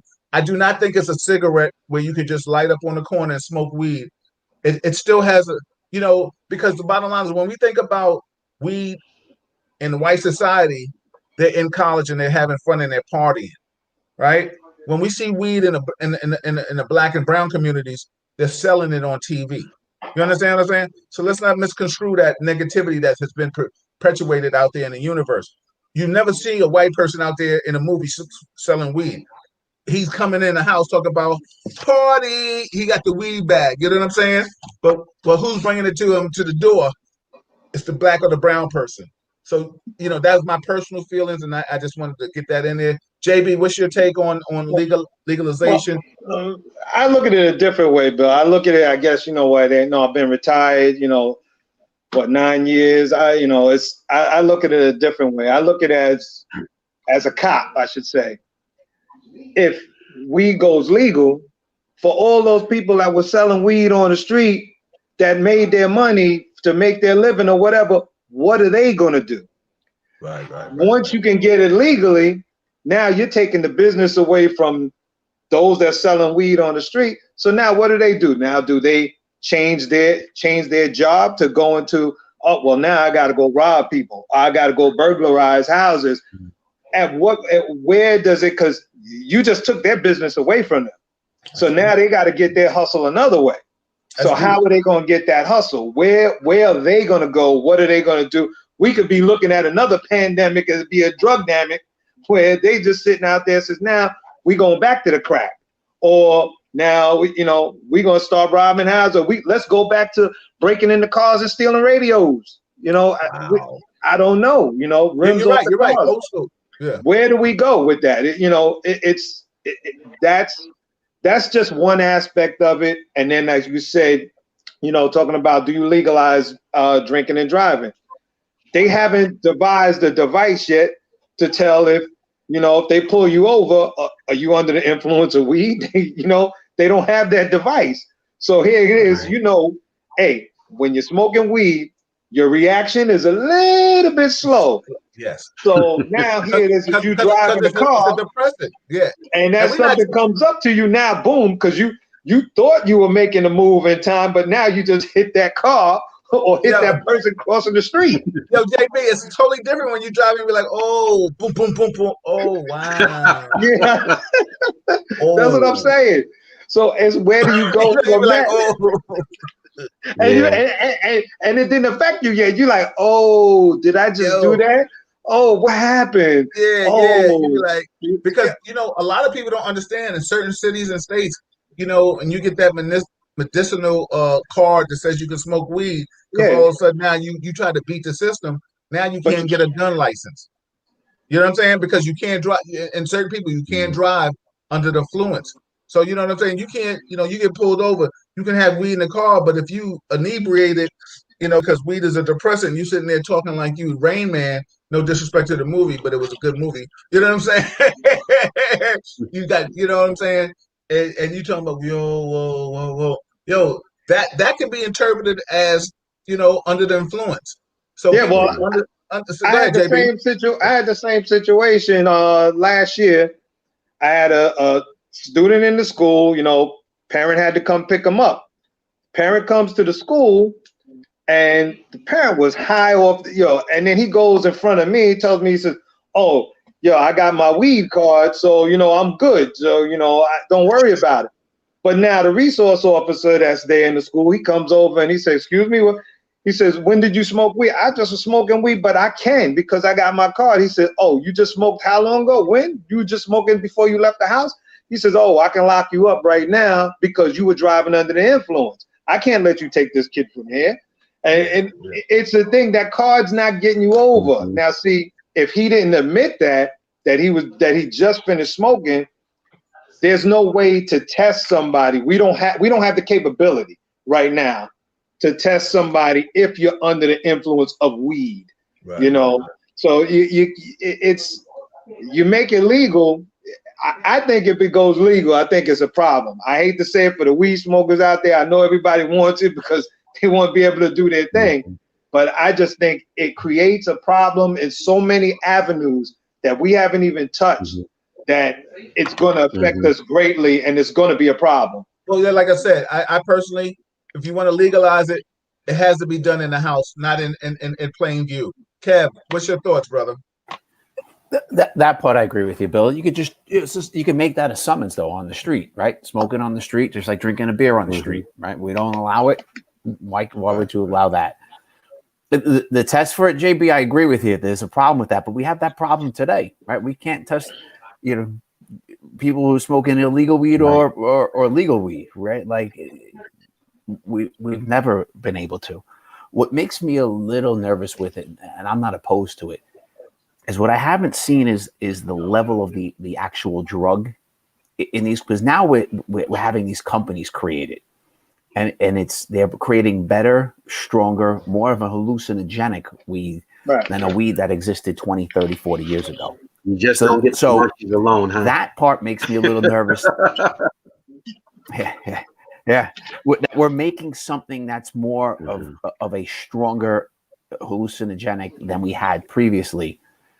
And when we don't know how that's going to affect young people, we don't know what the long-term effects are going to be. So I want to make sure somebody's looking at that. We're making sure there's a certain level you can only make it up to, and we have to kind of tamp it down a little. You don't have to have the greatest, strongest weed. I have a friend who's been smoking weed all his life. He can't stand the weed, right? Like he hates it because it makes him too high, and he can't concentrate. He can't think anymore. Where it used to just kind of relax him a little. Like there's a difference in what these companies are now, scientifically creating with new versions of marijuana. So that makes me a little nervous. Yeah, a lot of things are laced now. It's not. It's just like they say about food. Especially you all guys can know, and Lonzo, you definitely know, especially having Alabama roots. It's talking about what's cooked and homegrown. Now everything now it has fertilized and synthesized and supersized. You know what I'm saying? There's all kind of chemicals added to natural.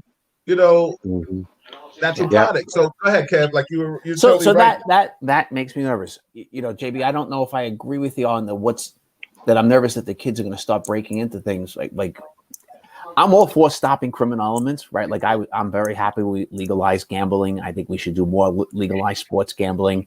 You know, I don't like giving the criminal element more things to do. When New York City raised its cigarette tax, we created an industry, right? The untaxed cigarette industry became a booming thing, and that's what a lot of the hustle kids went to, right? Like kids who we used to lock up selling crack are now selling cigarettes on the corner. And I don't blame them because nobody gets in trouble for that, and you make a few bucks. Yeah, well, Well, we have problems with the cigarette sellers, you know that. Kevin said something earlier, something that I would be afraid of, and you hit on it, Kevin. If we can put formaldehyde and arsenic in cigarettes, we can put an additive in weed to make it more addictive, right? Oh God, yeah. Because there's still people out here who said that weed is not addictive. I think we know otherwise. But if it's not addictive now, it'll be addictive before the end of the new year. Oh yeah, right? Once it's legal, yeah. Yeah, exactly. And so I could see that having the same long-term effects as a person who drinks too much. That person who's in that permanent stupor because he or she drank too much in addition to the cirrhosis and all of those things. Smoking weed long term every day has a negative effect on your brain, right? We know like that. They say, but you do anything all the time, it's never going to be too good for you. Right. So it's the next $1 trillion industry, for sure. So no doubt. Everybody, this is Real Talk Chronicles. I'm your host, Bill Forster, with my co-host, Kevin Branzetti. And I have my very special guest. I have James Bullock, former NYPD detective. And I have my man, my college brother, my dude. We go way back. Alonzo Moreland, retired captain, correct? Buck? Yes. So, we're just chiming in. We're just talking real talk. And that's what it is, man. We just sharing some knowledge. We just giving you a different perspective. Now I'm about to really get some into the nick of the muck and the mire, as they say. The realest of the real talk. But I want to shout out to Mark Rose. He said, Kevin. He said Kevin is a rare independent dude. I've worked alongside some cool white officers in law enforcement and the military, but he's a unicorn. Don't get me wrong. I know some white guys who got you, but I wish they had similar perspectives. Robert, what's up, Sensei? He said, Kevin, you were right. He said blacks at a higher rate, a higher percentage, but more whites were shot. Okay. Kevin, shout out to Scotty Rothman in the building. Scotty Rothschild, like he said it in Method Man, Scotty Rothschild. You know what I'm saying?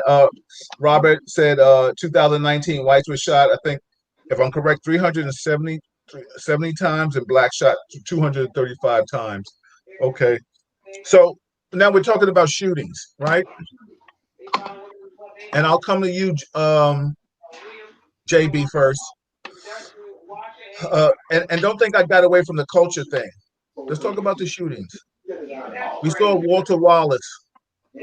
We saw, what's the thing? I think his name, Mr. Blake. I'm assuming James Blake. Jacob Blake, I think. Jacob Blake. Yeah, Jacob Blake. Yes. Breonna Taylor. I mean, Kevin and I, we talk about this all the time. So, of course, I'm going to defer to you guys and let you guys say your things, and Kevin and I can always chime in later. Give me your perspective from Breonna, George Floyd, Mr. Audrey. Give me your perspective from a black person, and you can pick them. We can pick them now. And I'll be fair. I'll give you one person, and we'll break that down, and we'll go on to the next one. So let's talk about let's talk about the last one, Walter Wallace. Let's talk about the Walter Wallace. Tell me your take on that situation. Starting with you, Alonzo, and I'll go to you, JB. Go ahead. All right, Walter Wallace. I forgot which one. In Philadelphia, he was a guy that had a knife, but he was an EDP. He was an EDP, but he had a knife. Right. So give me your perspective from a supervisory standpoint, from a black man standpoint. Should Philadelphia PD at that time, should they have waited for ESU? Should they have waited for the bus? Like, give me your perspective all the way around the board, and then JB will go in, and Kevin, we can critique it after, okay? Right. So here's the thing with the Wallace situation, not knowing like all the intimate details So I'm going to only speak from a general perspective, if I may. So I think in law enforcement, especially over the last 10 years, last 15 years, I think, fully understand that when people have these, psychotic or these emotional episodes, it's a medical situation. And oftentimes they are not coherent, right? And so, you're going into that situation. Oftentimes officers don't have the the capacity to deal with that person effectively, so they go with what they know, which is violence on top of what they perceive to be violence. Or sometimes they go with a lack of patience, and we've seen that, right? You want to get this thing over with real fast. Now I don't know exactly what was the cause for them shooting him in this particular situation, but I do know from being in internal affairs and investigating shootings, and being in homicide and investigating shootings, that oftentimes it's going to come to lack of patience, lack of understanding of what they have on their tool belt and what they have at their disposal, and or lack of resources. Right. My understanding is in Philadelphia they have the resources. You know. No, they did. They didn't have the officers that replied. They didn't have the resources. They because they talked about the defunding and they took away the tasers at that time. 3 calls that came in. The last call was the family. They said a man was a knife, but they had been there. Other officers, of course, had been there previously, in lieu Right. of him being a EDP. So I'm just giving you. I'm just Sure. giving you Sure. brief knowledge of the Right. scenario. And listen, I'm not trying to sway anything. I think you Right. articulated something very well in regards to what we react to Mm-hmm. on from emotions Mm-hmm. and equipment wise. Kevin, can you chime in on that and let me know what you're feeling on that aspect? Yeah, look, these are tough situations, right? Like there's a hundred things going through, our minds at the time, and little training. Like we talked about this earlier, Bill. We train twice a year in shooting. We're not well trained in these things. We're not well trained in how to handle that guy on the street. Can you name like the training we went through, Bill, to handle the guy on the street running around crazily with a knife? We're not, and it's a shame. And how most look, the majority of cops would have found a way, and that guy would have been disarmed, tackled, and probably bloodied up a little bit, Yeah. but alive, right? That scenario happens every day on the street somewhere in this country, every single day, multiple times, right? So it's not the norm to shoot them, but you don't know what those cops were going through. You don't know what it's in their heads, their adrenaline, their focus. When you're in a scenario like that, your focus you don't see anything anymore. You only see this little, the tunnel vision comes in. It happens. It's horrible, but you can't tell who's going to be good at that scenario until that scenario happens. And it's unfortunate. But let's look at another scenario with this. They were more patient. They let it go 5 more minutes, and that guy slit somebody's throat as they're running by the street. Yeah. What are we saying about those cops today? Yeah. If they weren't effing cowards and did their job, that woman would be alive, right? Like it's a tough. It really is a tough job at times. It really is. Sometimes you're just effed. Do I think? Mm-hmm. Have I seen cops handle that better without firing a shot? Yeah, I've seen it. Mm-hmm. It doesn't mean I can't tell you if I was 23 years old in uniform how I would have handled that, if I would have handled it better if I was right. I talked about my first couple of days on a foot post, and it's me and another rookie standing on a foot post, and that happens in front of us. I don't know how we'd handle it. And a lot what's so depends on funny? how the person is acting themselves. If a person is being passively resistant, obviously that may be easier to handle versus a person who's being aggressive towards you and others. So it is. I personally, I'd rather deal with a person with a gun, an armed person. A lot easier to deal with than mentally disturbed or emotionally disturbed person. And it's just, and Alonzo, is justification with that. I think you know I mean, JB can contest to this. I've dealt with people with the guns, but I was always the guy with the knife. You know what I'm saying? I was the problem. You know what I'm saying? Unbeknown to them. But you know Yeah, what's so yeah. funny? I think we can always sit back and I think Kev said it or you somebody you said it, Buck. A lot of times, what it's almost a lose-lose situation. You know what I'm saying? I'm telling you from a martial standpoint. You come at me with a knife. I'm not telling you I'm engaging in that. You know what I'm saying? Like how far do they retreat? What's the situation? I think a lot of people lose. You know, it was a bad situation. It's not a bad by NYPD standards. Everybody out there that's listening to me, by NYPD standards, and I can only talk from NYPD. It was not a bad shoot because he did have a knife. From a person of color, with my ear to the street is telling me is how come they don't exercise more restraint when it comes to killing people of color? Because what like Kevin said, and like it has some validity, people of color are getting shot more than not getting shot more. Maybe we seeing more people of color getting killed Percentage by law wise. enforcement than what it is. The problem that stems from this thing is that what could have been done. Where's the conflict resolution on that?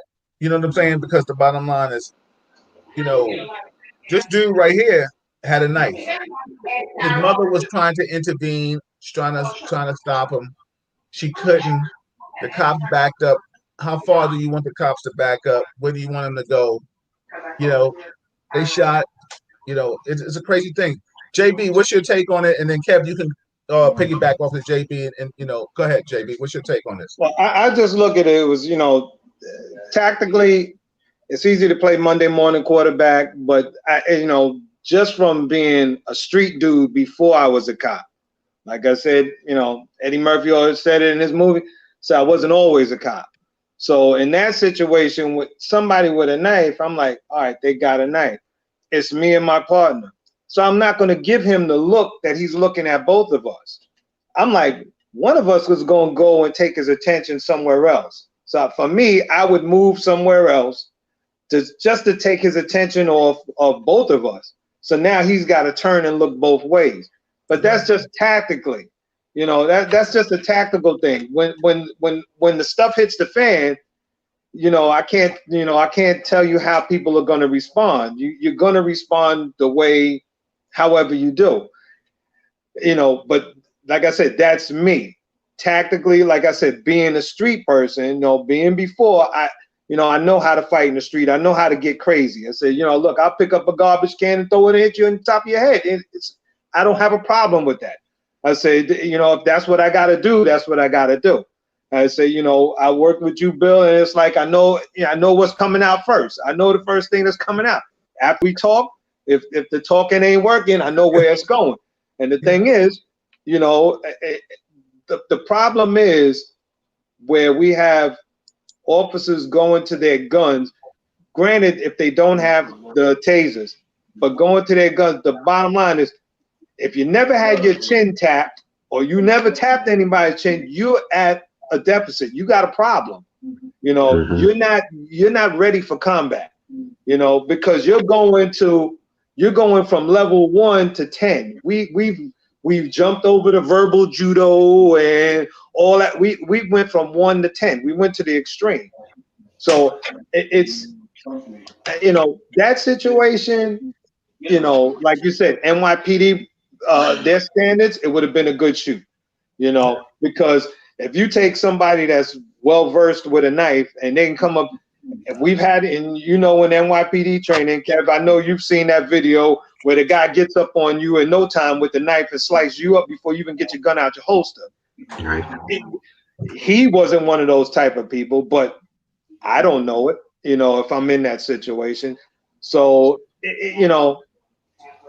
with the lack of funding, and they took away their tasers, that took away their tools of the job, the tools of the trade that would help them so that they didn't go and shoot this guy to the point where he got shot. Hey, JB, not to make light of this, but could you have seen me and him out there every night pulling out knives? Like it'd have been a catastrophe. It would have been, it would have been, it would have been over. It would have been over. That's why I said, I know Bill coming out, click, the two, they're coming out. Two of them coming out quicker than I can blink. I'm like, oh shoot. I said, exactly. I'm like, wow. Kev, you want to chime in real quick before I go to the next question? We talked about them taking away tasers, and I don't even have to even work there to know what probably happened was a cop misused the taser. So the easiest way to handle that is they just take it away from everybody. So instead of dealing with a bad cop using the taser, and look, you're going to get an occasional idiot. Did I ever see a cop taser another cop? Yeah. Did I ever see a cop taser himself? Saw that too. We all got maced. Everybody got maced. Yes. So stupid stuff will happen. There's no doubt about it, right? But instead of dealing with it as a stupid incident, instead of good supervision, checking on people, making sure things are done, what police department, and they all do it. Like, this is not unique to Philly. Yeah. All departments do. Just take it away from everybody. And this way we won't get sued for using the taser. Well, that costs them. Make a bad situation worse. Yeah. Yo, everybody, this is Real Talk Chronicles. I'm your host, Bill Forster. I got my co-host, Kevin Branzetti. I got my esteemed panel with me, my people, my brothers. I got James Willock out of NYPD. I have Alonzo Moreland out of Baltimore PD. We're just having real talk. If you like it, share it. Subscribe to it on YouTube, Real Talk Chronicles. Let somebody know about it, because this is the only show that you're going to get this kind of conversation. Really, you might get a lot of fluff, but there's no fluff here. This is real talk. So, with that being said, let's talk about, let's not forget the culture. And Alonzo, you touched on that earlier about the culture, because everything now is 360. It's culture. Does culture play a big component in this? I want to ask you later on about Black Lives Matter and Breonna Taylor. I think George Floyd is a kind of absolute how we all feel about that, but we can touch about it. I don't want to keep you guys past too long. I mean, I appreciate you all. I know we all doing what we do. Kev knows that we talk, but I try to stop it at a certain time, but good conversation goes all the way. You know what I'm saying? It just is what it is. So Alonzo, give me some insight. Like, how does culture play into people of color getting racist and systematic racism? Like, are these connected dots, or this is just one? Everything is a different entity on your level. Right. So I think there are a lot of components into culture and what creates a bad situation or bad relationship between police departments and their communities of color. We'd have to have like 5 different shows of 5 hours each to really talk about it. But in short, a big part of our American culture when it comes to policing, a big part of policing was keeping Black people in their places. Reconstruction on through, now, right? So whether you in a place here in Alabama where you have some towns that have sundown laws and apprentice laws and those types of things, right? Up into what we have now. So some of those things die hard, right? Some of those customs die hard. Some of those attitudes die hard. And so what we have now is, I believe, we have a situation where a lot of people see certain things as normal, right? Like many of us grew up in departments where it's okay to grab a person off the corner and check them, right? And chances are that person is a person of color. And you think you're doing a job by keeping guns off the street or keeping drugs off the street. But what you're not realizing is you're violating that person's constitutional rights, right? And if that person is being subjected to this over and over again, and his or her brother is subjected to it, and the cousin is subjected to it, and all the people in the neighborhood, That's more than a pattern. That's what they're living under. That's the terrorism that they're living under. But we're not recognizing that, right? That's part of our culture, and we're not recognizing the damage that is being done. Likewise, we have leaders that say it's okay, keep the corners clean, or whatever the case may be, right?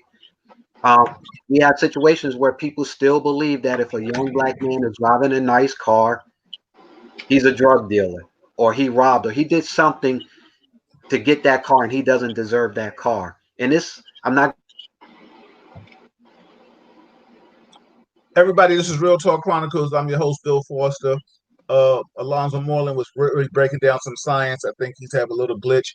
So I just wanted to jump in and let you know this is Real Talk Chronicles. I got Kevin Branzetti. I got James Bullock. Until he comes back, Kev, chime in on what you think, what he was saying. What do you feel about what he was saying? It had some kind of made some sense? Of course it does. You can't, look, you have to be aggressive at times with police work. Yes. If I was the CEO of this, the south side of Chicago, where the homicide rate is high, you got to be aggressive, right? But you can be aggressive without being an ass.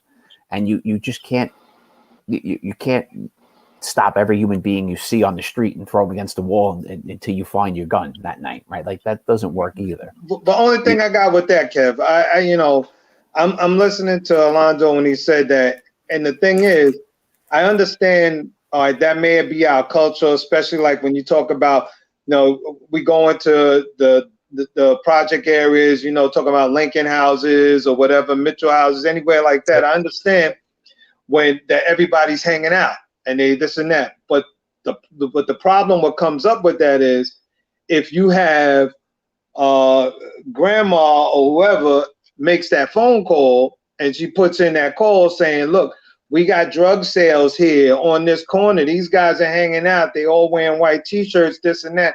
They just hanging out on the corner selling drugs. We get, as officers, you're sitting there and you're getting a 911 call. And you got no choice but, hey, I got to answer this job. Now, as you were saying, Kevin, you don't have to be an asshole to handle a job. So you got to handle a job in a way where you're not disrespecting in a sense, but you have to do your job. Whereas that call came in where you have to respond, and I'm not picking on them. I got the call.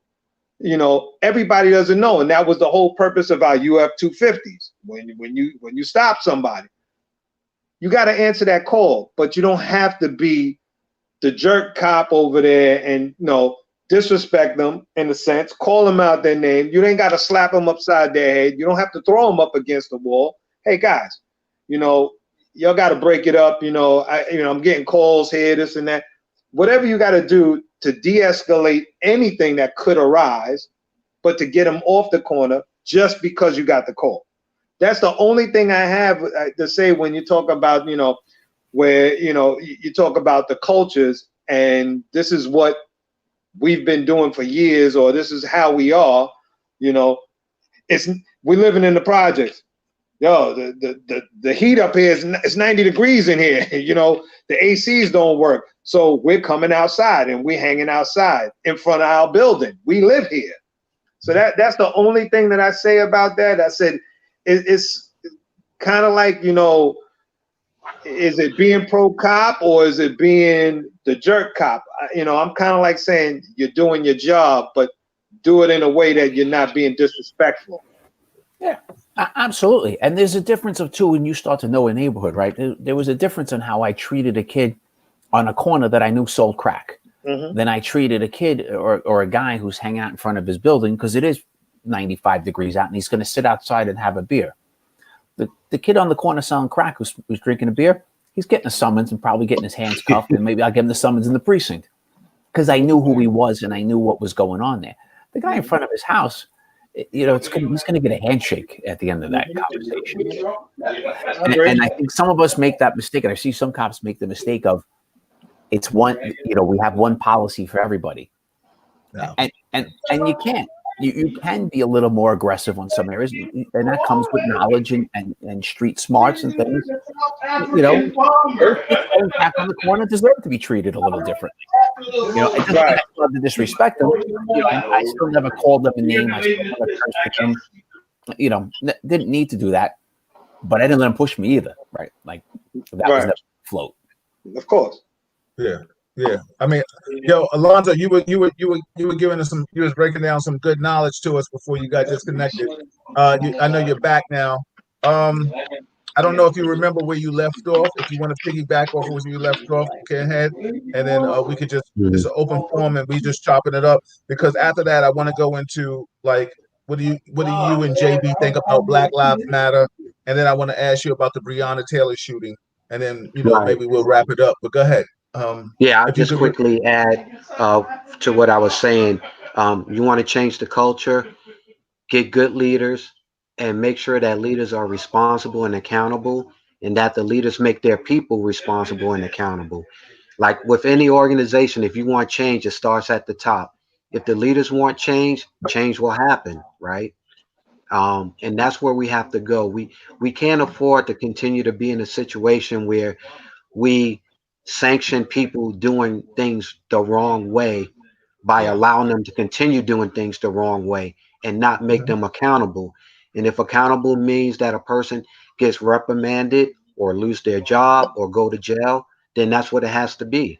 Because only then will people start to say that, okay, these guys mean business.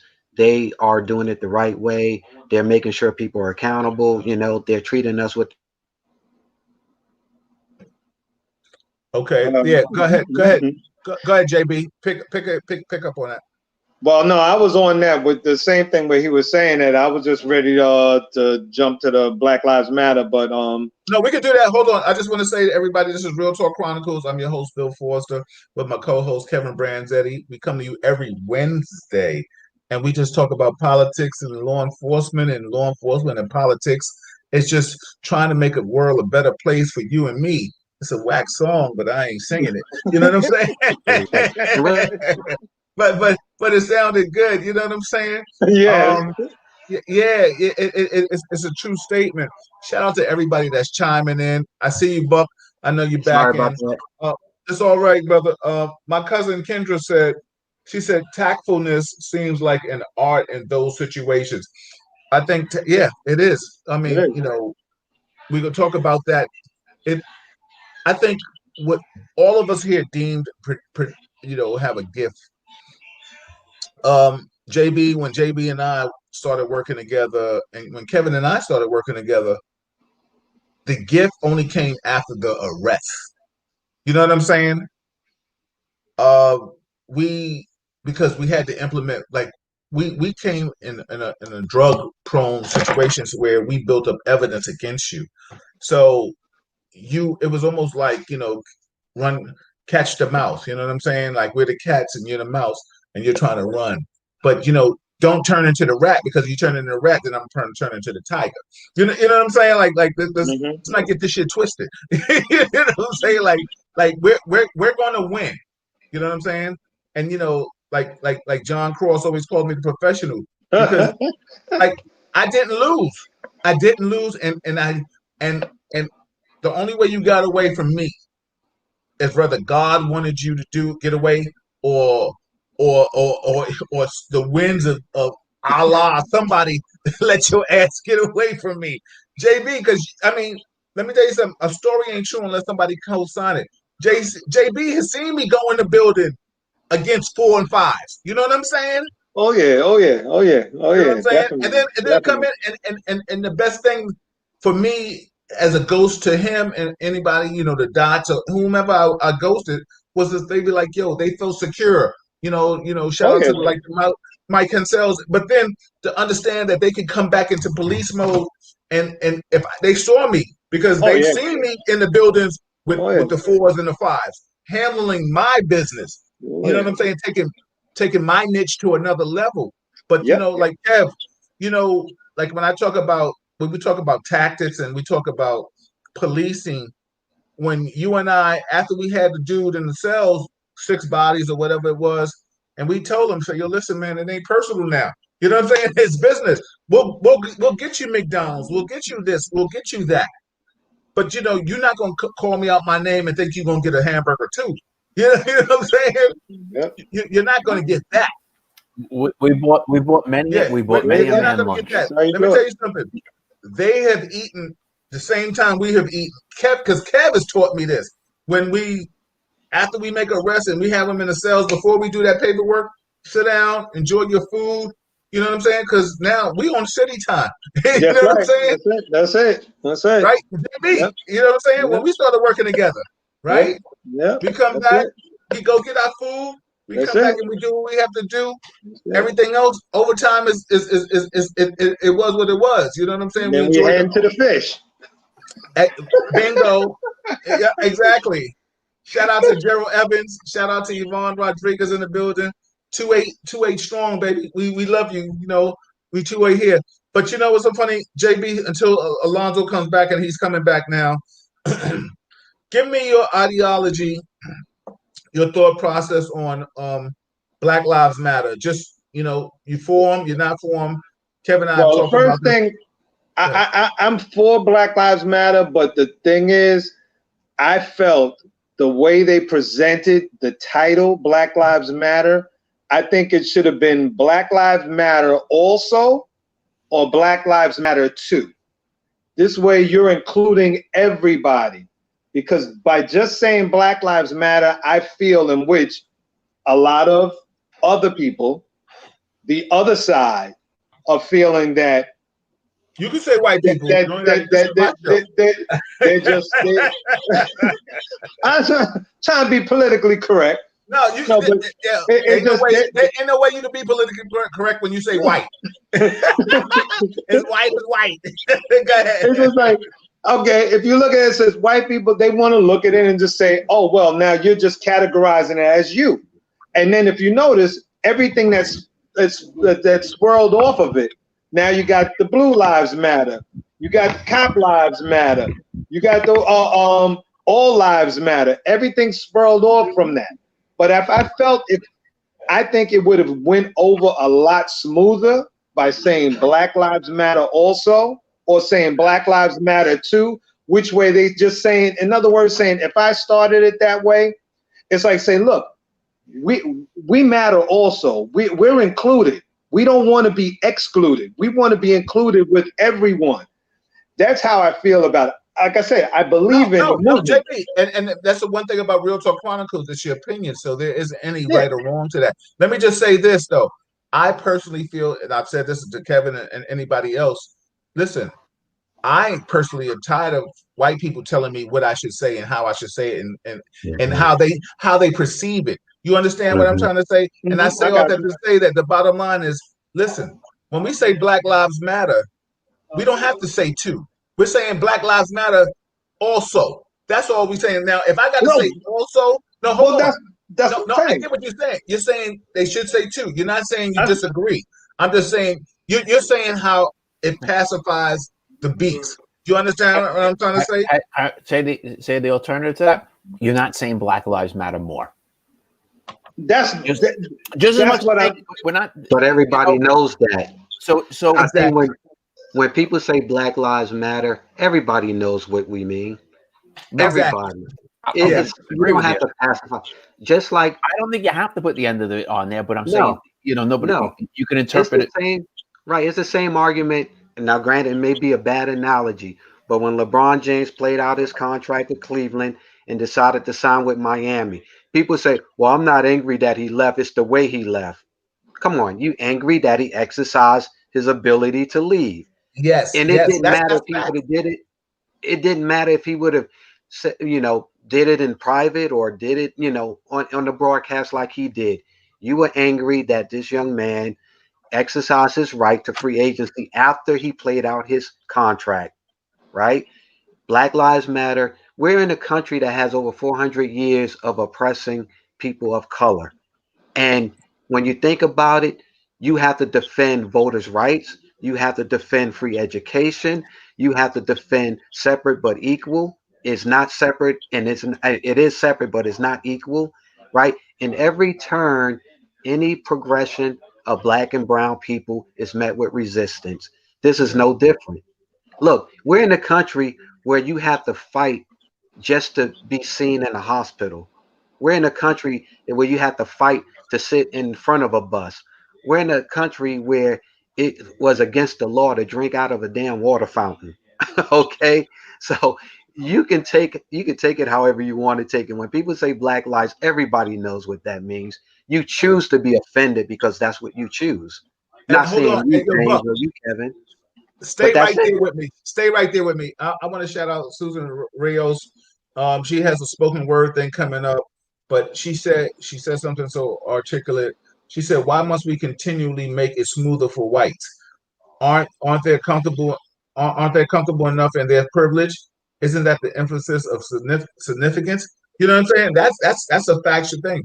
Let's go back to what we're talking about. Black Lives Matter, articulating this, that. It's so funny. It's sad.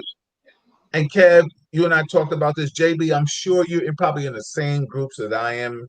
Alonzo, I would never disrespect you and send you a friend request for these groups. But what I want to know is that how do the former law enforcement that we work with say the shit that they say and think it's all right? You know what I'm saying?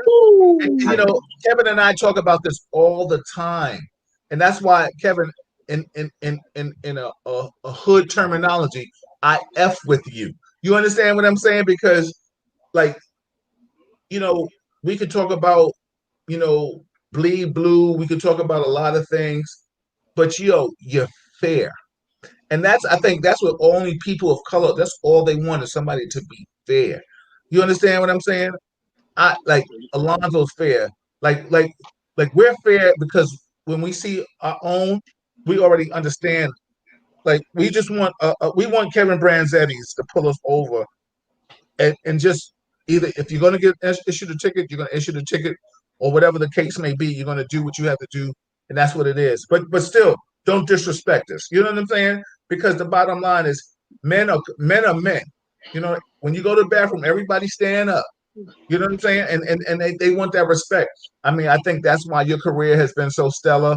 The same thing with Alonzo's and JB's and mine's included, that we were able to teach people, treat people how they wanted to be treated, like we wanted to be treated. You know what I'm saying? Like I have never had a problem touching somebody. I've only touched those who deserve to be touched. I tell anybody to this day, I can walk out any borough in New York City without my firearm. If you know me, you're not coming to get that smoke. You know what I'm saying? Because I would give you the business one-on-one. JB has seen it literally. Yes, You know sir. what I'm saying? Literally, he's seen it. Yes, Kev, sir. thank God we haven't ever had to been that immersed in fighting people in this culture. But the bottom line is the beautiful thing about this, Alonzo, like you said, you articulated why you were good at what you did as an officer. You just, articulated so much about how to change the culture. See, when they need reform, and when I say reform, that's changing the culture, because we don't have to use these words reform and defunding. They need to sit us four down and understand ideology, because we need to understand what a Kevin feels. We need to understand what Alonzo went through. We need to understand what a JB feels. Yeah, understand what a Bill feels. You know what I'm saying? Let's like I'm not even talking about taking out nepotism and all that. We know that's inevitable. That's the job. We're just talking about how do we deal with the communities at hand. Because the bottom line is you can send I honestly say I can go out into a community with the three of you, and we're gonna move that corner. Oh yeah. We're gonna move that corner. Oh yeah. We may not touch anybody, but the corner will know they can get touched. You understand what I'm trying to say? And we're gonna tell that corner, yo, listen, my man, check this out, B. You can go anywhere in the world, but you can't stay here. That's it. Yep. Now you have options. You can spend the rest of the night with me, Or you can go somewhere and find a little shorty, or you go with your man and smoke a little whatever, but you're not staying here, right? Now, if you choose to do it another way, you're going to lose because the four of us, we're good at our numbers. We winning. We're winning. Nobody wants to touch you. You understand what I'm saying? But you're not going to sit here and disrespect me. You may disrespect me walking. You're walking away. You can say, yo, you F, bald head, fake Howard Hewitt looking. You can call me whatever F you want. You know what I'm saying? But you walking away because that's the key component that I want. You understand what I'm saying? You're not going to stay there and disrespect me. See, I don't understand why officers are so. I've said this all the time. I feel officers need to learn what we've gone through the academy, Kev and JB. I don't know what the academy was for you, Alonzo, but listen, give us 6 months law and give us 3 months hand-to-hand combat. I really feel. Let me tell you something. And when I say hand-to-hand combat, I'm not telling everybody got to come out and be a Jet Li or Bruce Lee. But you just need to. But somebody's going to get a bloody nose. Know how to take and throw a punch. Simple as that. That's it.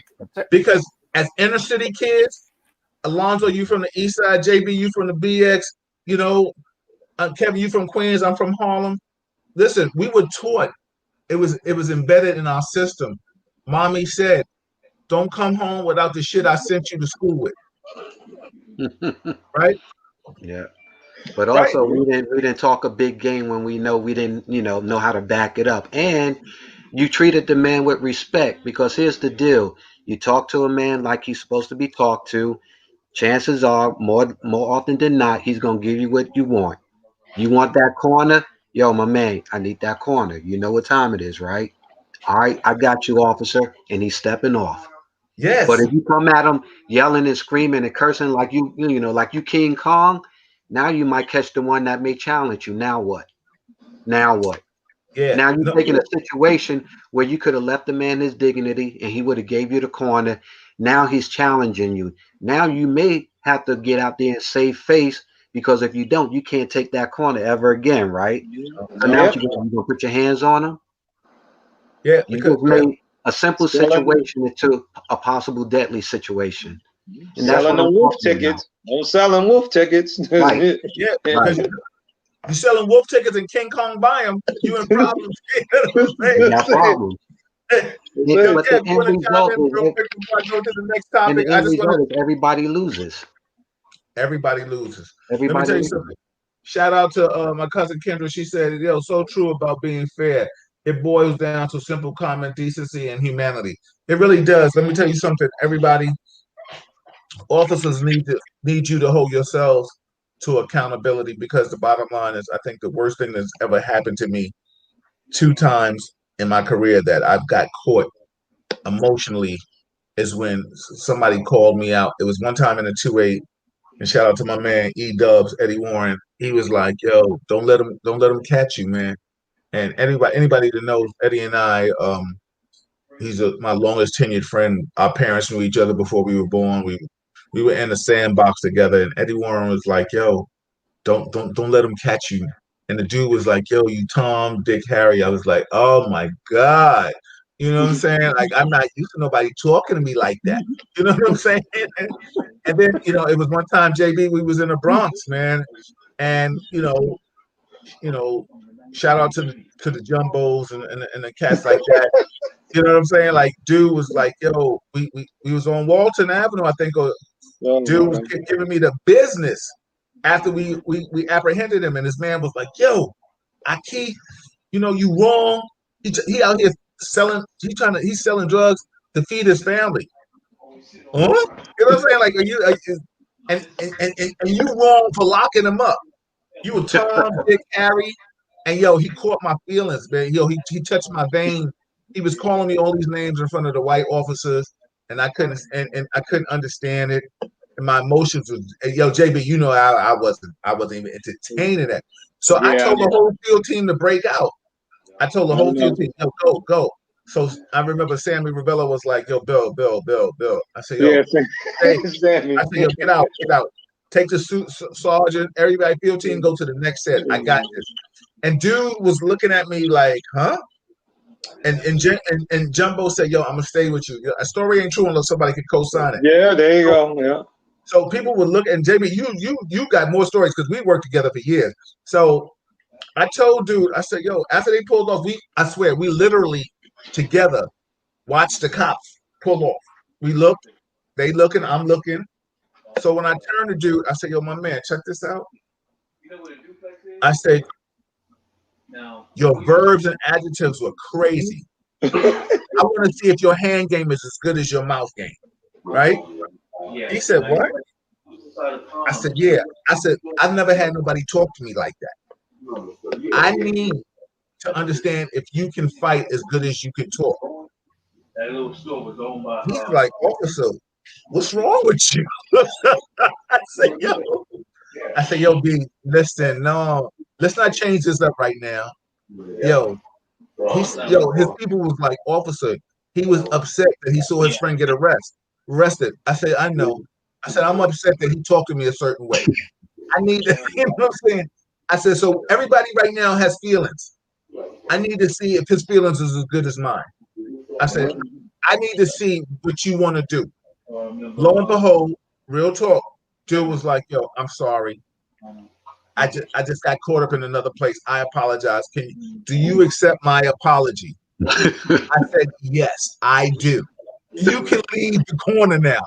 Hey, Bill, I know many times I said not to talk war stories, but I know many times I can say there's a time in Echo Park. All I know, I'm sitting in the car and I hear on the radio, I think Bill's getting touched. His feelings is getting touched because Bill's he's starting to move. All I know, I said, all right now. I put the car in drive and I'm up here driving Echo Park because I'm like, yo, Bill gonna touch somebody up now. We gotta get there quick. Let's get there let's get there quick.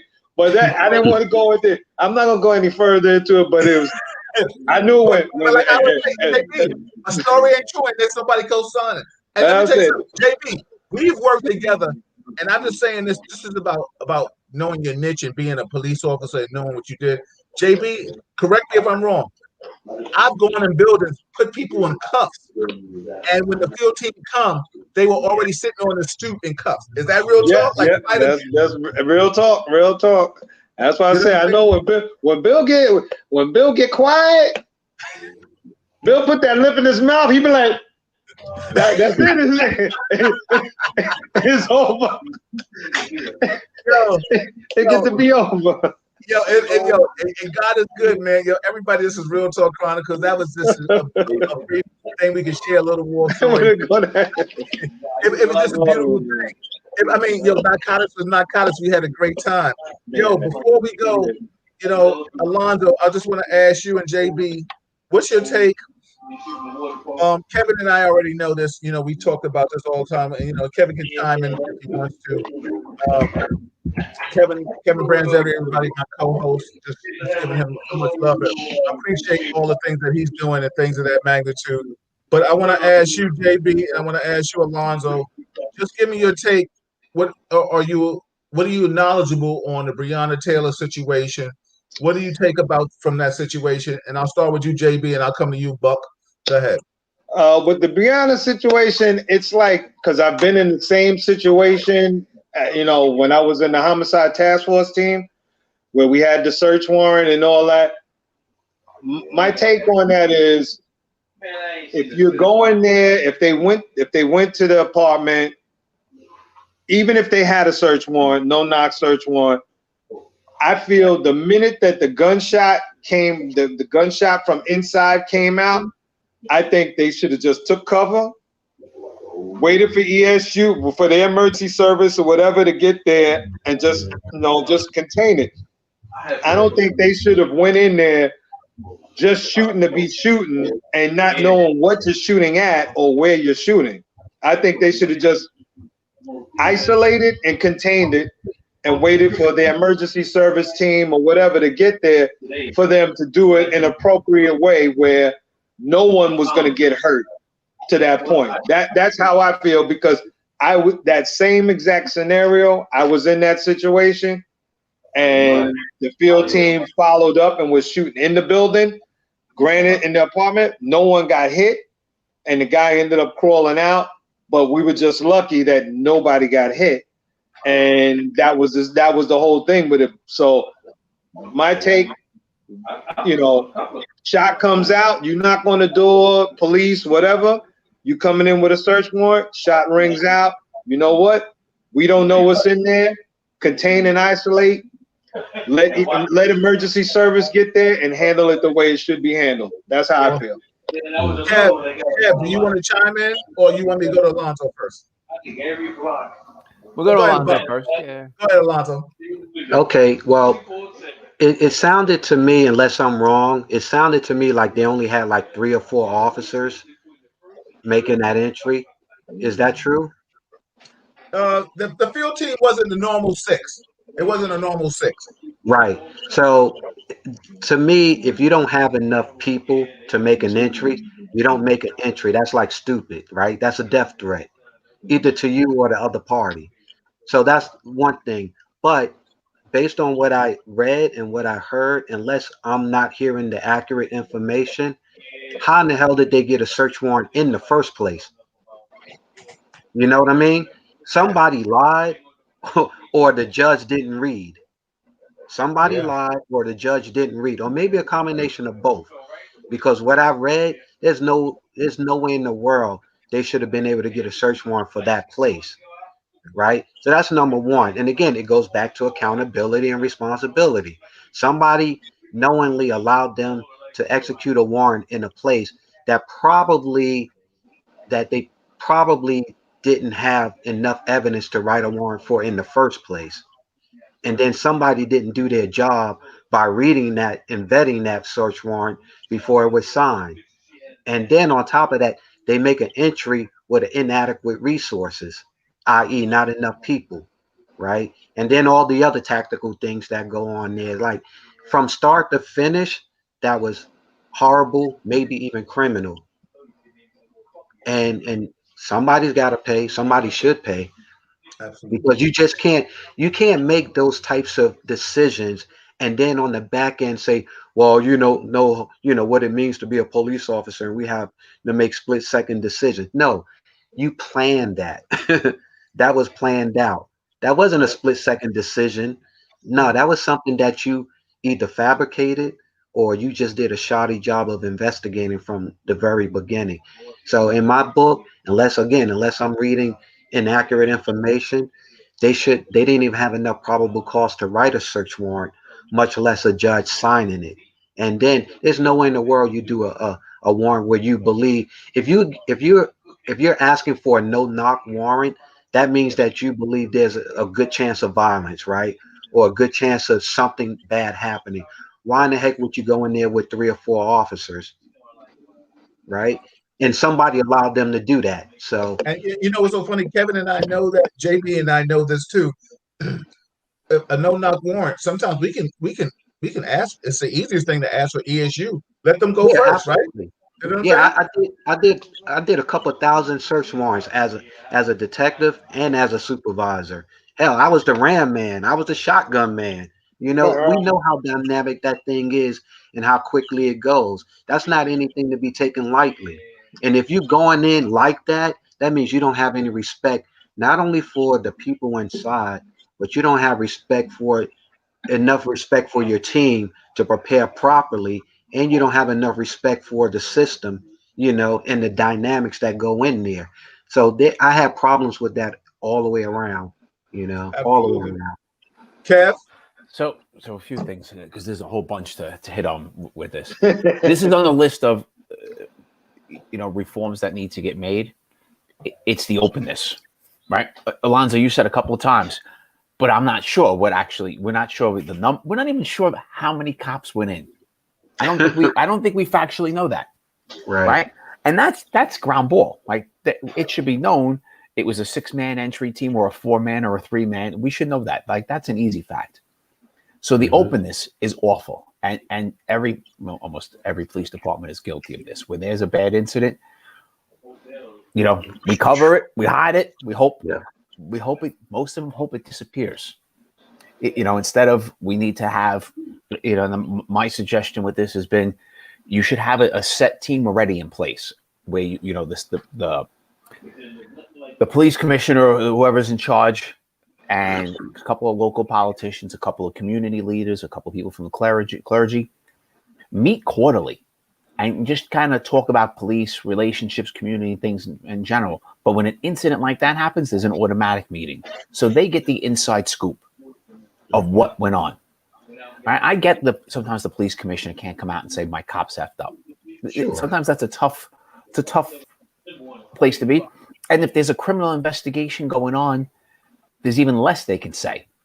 But we can have our people of the community who have some trust and belief by the community know the whole story, and so that they can communicate things, so we have a little more publicly. But this is a perfect scenario, right? We don't know if a cop lied on any part of that, he goes to jail, right? If you lied on I swear this is the truth, this warrant, if somebody lied on that, goes to jail.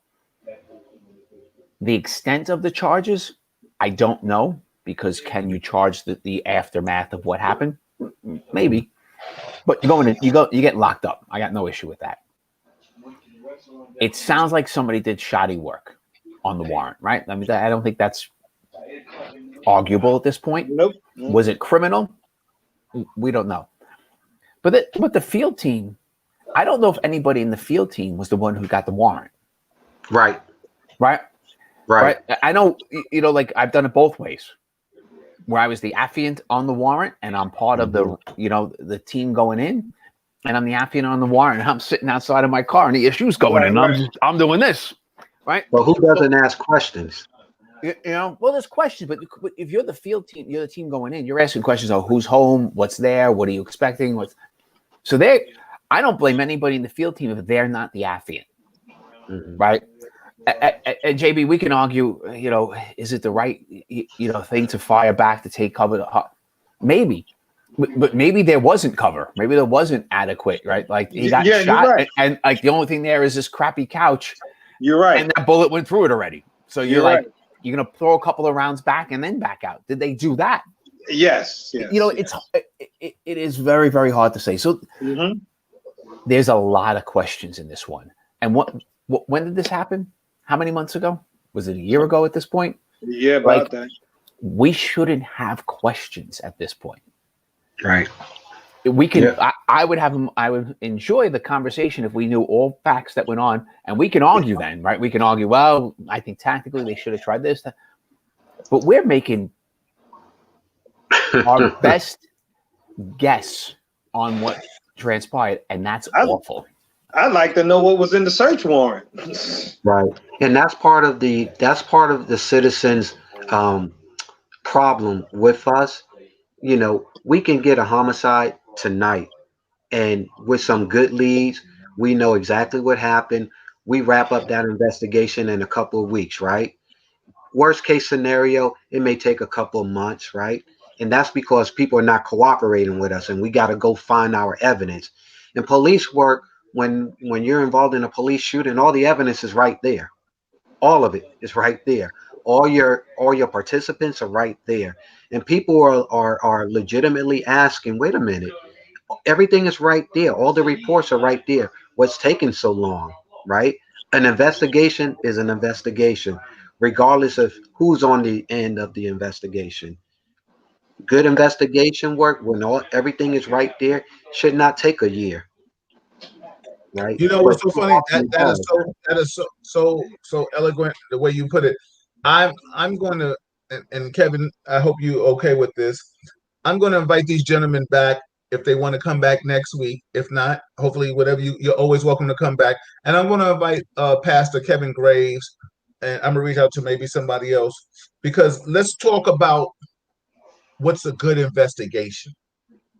We've all been detectives, right? We've all done investigatory work. So let's like I'm going to start. That's the first question. If you guys want to come back, if not, Kevin and I'll pick it up. Let's talk about what starts a good investigation. You know what I'm saying? Because let us be ESPN on a Sunday, Monday, There you you know, go. NFL countdown, and let's talk about Mhm. what's a good investigation, and let's lead to how things happen. Let's talk about, you know what I'm saying? What's his name? Jacob shootings. Like, what do we need to ascertain things of that magnitude? And then that way we can start showing the community how we problem solve things from our perspective. Because a lot of times, like Kevin always says, we get to see the aftermath. We get to Sure. see a snippet of what comes to fruition. You know what I'm saying? And we don't know. I mean, from a law enforcement standpoint, things are not always what they seem. From a African American standpoint, I don't have to always be treated the way I'm treated either. You understand what I'm saying? Like there's a whole different perspective of this. You know what I'm saying? Maybe I would love to get pulled over by 100 Kevins. Maybe I get love to get pulled over by 100 Alonzos or 100 JBs. You know what I'm saying? Like, what I don't know what's out there. That's a lot of tickets, Bill. Yeah, Yeah. yeah. Well, it's a lot of tickets, but you know what? I'll give you a perfect example. It might be a lot of warning admonishes too. Could Right. be. Yeah, Right. that's true. You know And what I'm then saying? Because go ahead, Alonzo. I just had a thought, right? And Go it's ahead. something that Kevin said, early, and you just repeated. We don't always know what happened before or after that video clip that we may see. But here's the other thing. How many millions of cases have been solved without the use of video, right? Police work has been around for hundreds of years. How Oh many yeah. millions of cases have been solved without video? That 15-second or that 1 minute video clip should not be a hindrance to an investigation. It's never a hindrance to an investigation when it involves someone who's not a police officer. Why should it be a hindrance when it involves a police officer? That's just another piece of evidence. Whether it's whether it proves an officer did the right thing, and made the right types of decisions, or whether it proves an officer made bad decisions. Like You I know the never one. looked at video as a hindrance. The one thing. With that being said, the one thing I do know, Mr. Aubrey in Georgia, everything has got quiet with that. We also know that Jacob getting shot 7 times in his back that story has gotten very quiet. Breonna Taylor is still a mystery because we don't know why certain charges were implemented and asked upon. And when you have the grand jury going on TV talking about they didn't agree with the attorney general, that is problematic to me. You understand? I Mhm. mean, we all know what the grand jury is. We can talk about that too. Any lawyers that want to come on and talk about the grand jury, you're more than welcome. Like I said, you guys are definitely welcome to come back next week if you're free.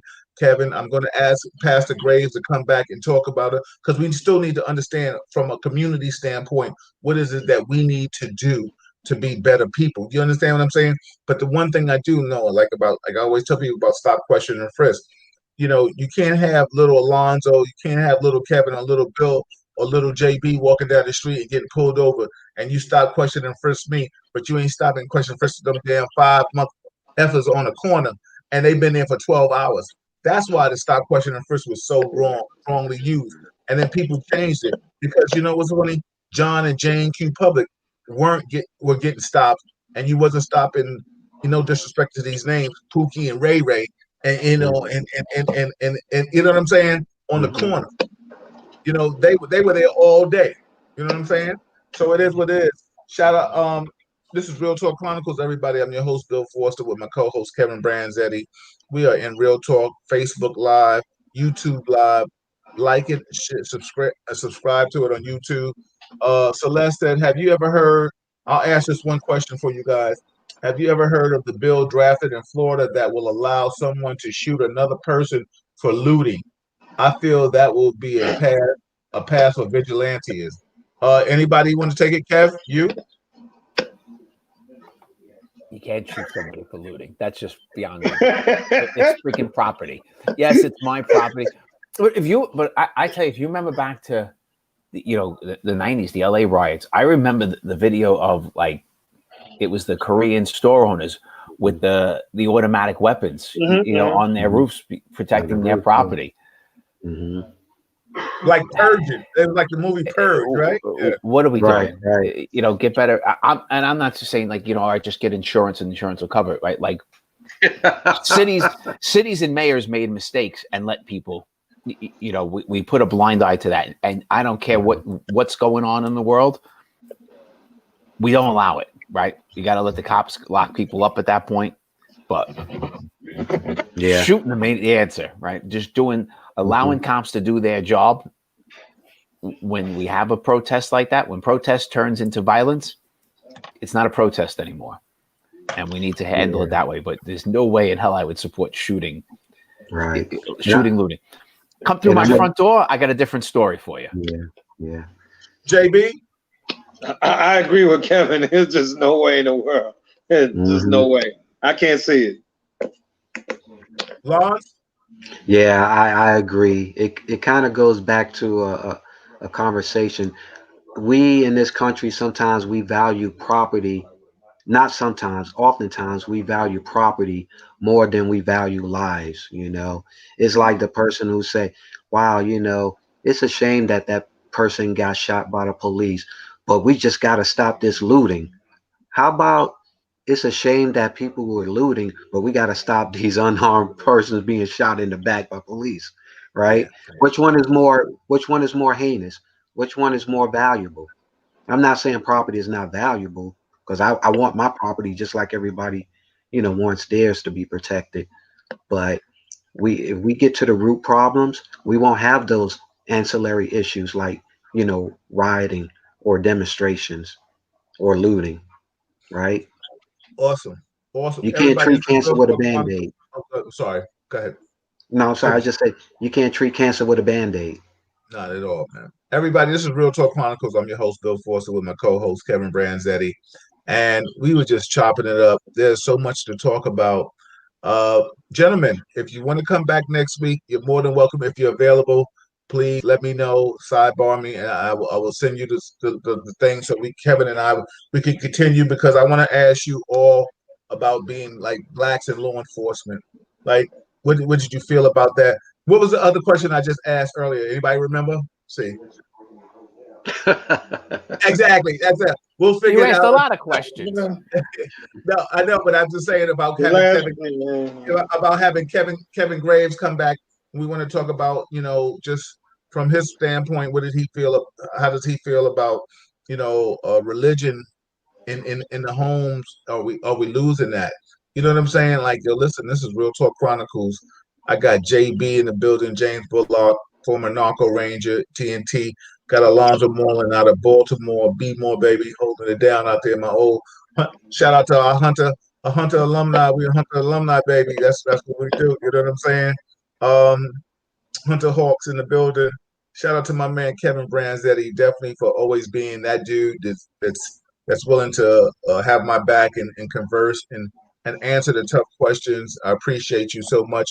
Listen, all the time. Shout out to all the NYPD people that have chimed in and rocked with us. But listen, I've always asked this question all the time. Everybody is willing and able to come on this show, white, black, Spanish, whomever you are, right, Kev? We always ask it, right?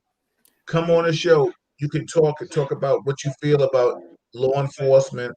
You good, bad, or indifferent. Your opinion is your opinion. I'm not fighting anymore, right? I still got my knives, JP, though, but I ain't fighting anymore. I still got my sisters. But, this is Real Talk Chronicles. Before we go, fellas, I'm going to let you go.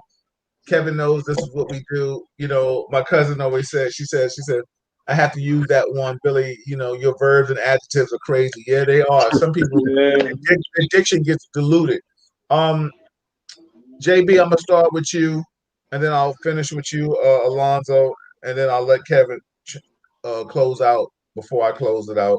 Just give people out there some positive affirmation, something that you feel they should do from a law enforcement standpoint, from a humanitarian standpoint, for a person of color standpoint, or just whatever. Because we didn't even talk about politics. We really got to get into that. We really got it. So, like I said, please let me know if you guys can come back next week. It makes it easier for me if I can get my schedule together because I'm putting it all together all the time. But if you can't, it's all right. You too. We are extending the olive branch, right, Kevin? You're always welcome to come back and converse with us and just chop it up. But JB, on the way out, give people something good that you just want to say, good, bad, or indifferent, just whatever you want to say. 2 minutes, and then I'll go to you, Buck, and then Kevin. Do what you do. Go ahead. I just want to say, whatever you do, it's not, pro police, it's not anti police, but just give whoever the person you're dealing with, just give them that respect, whatever the case may be. Don't go and think like others always say, know your rights, but just know how to put them across verbally. This way you're not coming off the wrong way where anybody would take it in the wrong sense, that you are a person standing up for your rights, but just at least speak it in the right way. I don't want to see no untimely deaths or inappropriate arrests or anything like that, especially for the young black men that are out there in the street. Just understand that, right now in the times that we're going through, it is a tough and rugged time right now for young black youths. So let's just, be a little bit more, you're not giving up yourself, but just give a little more respect just to get out of a situation. And then hopefully that things will turn out right, because right now we got a new administration coming in. Hopefully things start to change, but I want everybody just to, just keep it straight and just give a little. Don't expect too much. Just give a little, and hopefully you'll get that respect that you deserve. Thank you. Appreciate you. Alonzo? I'd probably go a little bit different than James. I'll say, we as a nation, we should demand everything that we deserve. We should expect everything that we deserve, and we should fight for everything that we deserve, and we should never expect anything less than what we deserve, because we never ask for more than we deserve, right?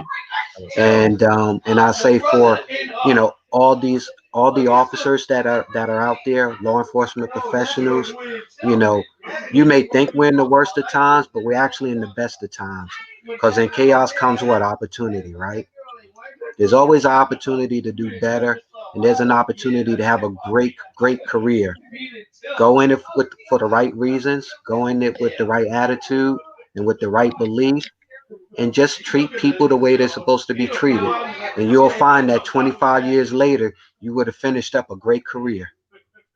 So Awesome. I I appreciate that. invite all our good people to get into law enforcement. I appreciate that. I think what's a beautiful thing about what both of you said. I mean, JB, did you leave us? Oh, JB, don't go. Come back, JB. But the beautiful thing about it is that we want to just be respected. I think people just want to be respected, or from any ethnicity. And Kevin, before you go, you might have to chime in on that too. I mean, white guys can get pulled over too and get abused and berated too. But the bottom line is, I know a lot of times I can only speak from my ethnicity. I don't understand. I can't equate what I haven't seen and things of that magnitude. Maybe you can, but the bottom line is, this whole forum is just about trying to bring light to things that are happening in this world today. This is not about anything denouncing any ethnicity. It's not definitely bashing NYPD. We understand that there are bad apples in all walks of life, especially in NYPD. We can also talk about next time when you get on, why do people put the blue before their own ethnicity? That's something, please. I'll make sure I write that down. Why do people put that before their own ethnicity? JB, if you want to chime in real quick and rebuttal anything before I go to the Kev and let Kev finish out. You good? Or you want to I'm say? good. I'm good. All right, Kev, come on, baby. All Finish it right. out, my brother, my main man. So, a couple of quick things, right? Mhm. We all want the same thing, cops community. And that word has been thrown around here a lot today, respect. It's a simple word, but it's a powerful word. If you're giving respect, you're going to get respect. Yeah, there's going to be knuckleheads here and there, but we all want the same thing. And there's only way to get respect, you have to show it. That's it. The other stuff I always say, take a break, everybody. We just went through maybe one of the craziest presidential elections. I mean, definitely in our lifetime, right? But maybe in the history of the country. I don't know. Throw in COVID, throw in other things going on out there. We all watch too much news, too much social media. Take a day. Everybody should take a day. 1 day a week, not a month. 1 day a week, you just shut it all down. I spent the entire day, election day, watched no news. Zero. I didn't watch till 5 minutes. I watched the next morning. I went hiking election day. I voted. I did a long hike with a woman, my girlfriend, and got out of that. But love and hiking and shit. Listen, you weren't changing anything, right? Watching it as it was unfolding, minute by minute, second by second, everybody telling you what's going on in there. Nothing we could do was changing, but we were stressed watching it. I agree. Step back. Enjoy your family for a day. Do something with your family. Make that 1 day a week. We complain about our kids too much on their phones, but we're just as bad. We might be worse because we grew up different. Spend some time. Walk away. Absolutely. Enjoy the world. Everybody, this is Real Talk Chronicles. I'm your host, Bill Forster. My co-host, Kevin Branzetti. I've been so happy and enjoyed this conversation with my man, James Bullock, former Narco Ranger with me, and my man, Alonzo Morley. We go back to Hunter. We are Hunter Hawks, Mayor's Office of Operations. Shout out to that group. Shout out to Baltimore PD. Shout out to his wife, my sister Kool-Aid, his niece, his daughter, and his son, my niece and nephews. They are my people. You know what I'm saying? Shout out to my dude. Thank you for coming on. Just both of you guys articulating your positions and your feelings on just this matter of being a man of color, but also being an NYPD person. We'll talk more about that. Like I said, I'm extending the olive branch to you guys to come back next week if you want to, because I just feel there's so much more that we can converse about. And I think you guys have added so much to this thing. So you let me know, please, after this, if you're available. Alonzo, I know you're dealing with some family stuff. I'm sending prayers to you and your family on what you're going through with your father. We pray for a beautiful just peace, just peaceful energy for your family. JB, it's always good to see you, man. I ain't seen you in a while. We ain't talked. Yeah, We ain't turned up in a minute. You know what I'm saying? It's been a long time overdue. Kevin, it's always a pleasure to see you. We always talk. When we talk good. We talk good energy. We talk about conflict and resolution, and I appreciate you for that. Who knew from 1994 that 95, whatever, that we would be here right now teaming up, trying to make the world a better place. But I appreciate you for that, and that's what we do. You know what I'm saying? And as long as I have a vessel and a avenue, a form that we can do that, that's what I'm about. Let me tell you something. I tell people all the time, I'm not anti NYPD. How dare anyone think that when they pay me to stay at home? You know what I'm saying? You know what I'm saying? Like they pay me lucratively to be good. I say that, but I'm black first, so I don't want anybody to get distorted and think that I'm going to put a fraternity ahead of my ethnicity. That's not going to happen. Real talk. So I will put people on the carpet, and I say that because right now that's the rear view mirror, the window. NYPD is in the past. You got something you want to say? Go ahead, JB. No, I was saying you looking forward now. That's what I was saying. You ain't looking in the back. I mean, let me tell you something. You know, we get it. We all represent the blue. I represent the blue, like Kevin always says, he bleeds blue. I represent the NYPD blue. You know what I'm saying? But I represent the Yankees too. But I ain't putting the Yankees. I represent the Knicks. But I ain't putting them against my ethnicity. It is what it is. With that being said, everybody, this is Real Talk Chronicles. I appreciate you all. This is just Real Talk Chronicles, man. Shout out to everybody. Subscribe to it, YouTube, share it, like it, post it, do what you do. See you next week. Monday, we'll be back with Allison Williams, the First Lady of Def Jam. Just call my name. She will have her show. She wants to do it on lupus affecting women. So we will talk about lupus. Malika just came off having a good interview with David Anthony Miller, entrepreneurship, what it's like about that. Positive brother doing his thing. Shout out to David Anthony Miller. Dams. Kevin and I will be back with you next Wednesday talking about what we talk about. Let me tell you something. We didn't even touch on the presidency. I hope both of you guys voted. We can talk about that next week. Let me tell exactly. I don't want to assume because people be talking about religions and all kind of other stuff. Work. I ain't want to hear all that nonsense. Voted early. Word. Exactly. Everybody. Real Talk Chronicles. Twice. See you next week. Kevin Branzetti, Bill Foster, Alonzo Moreland, James Bullock. I am your host. That's my co-host. We see you. Appreciate you. Peace. Everybody stay safe. You know what I'm saying? See you in a minute. Peace.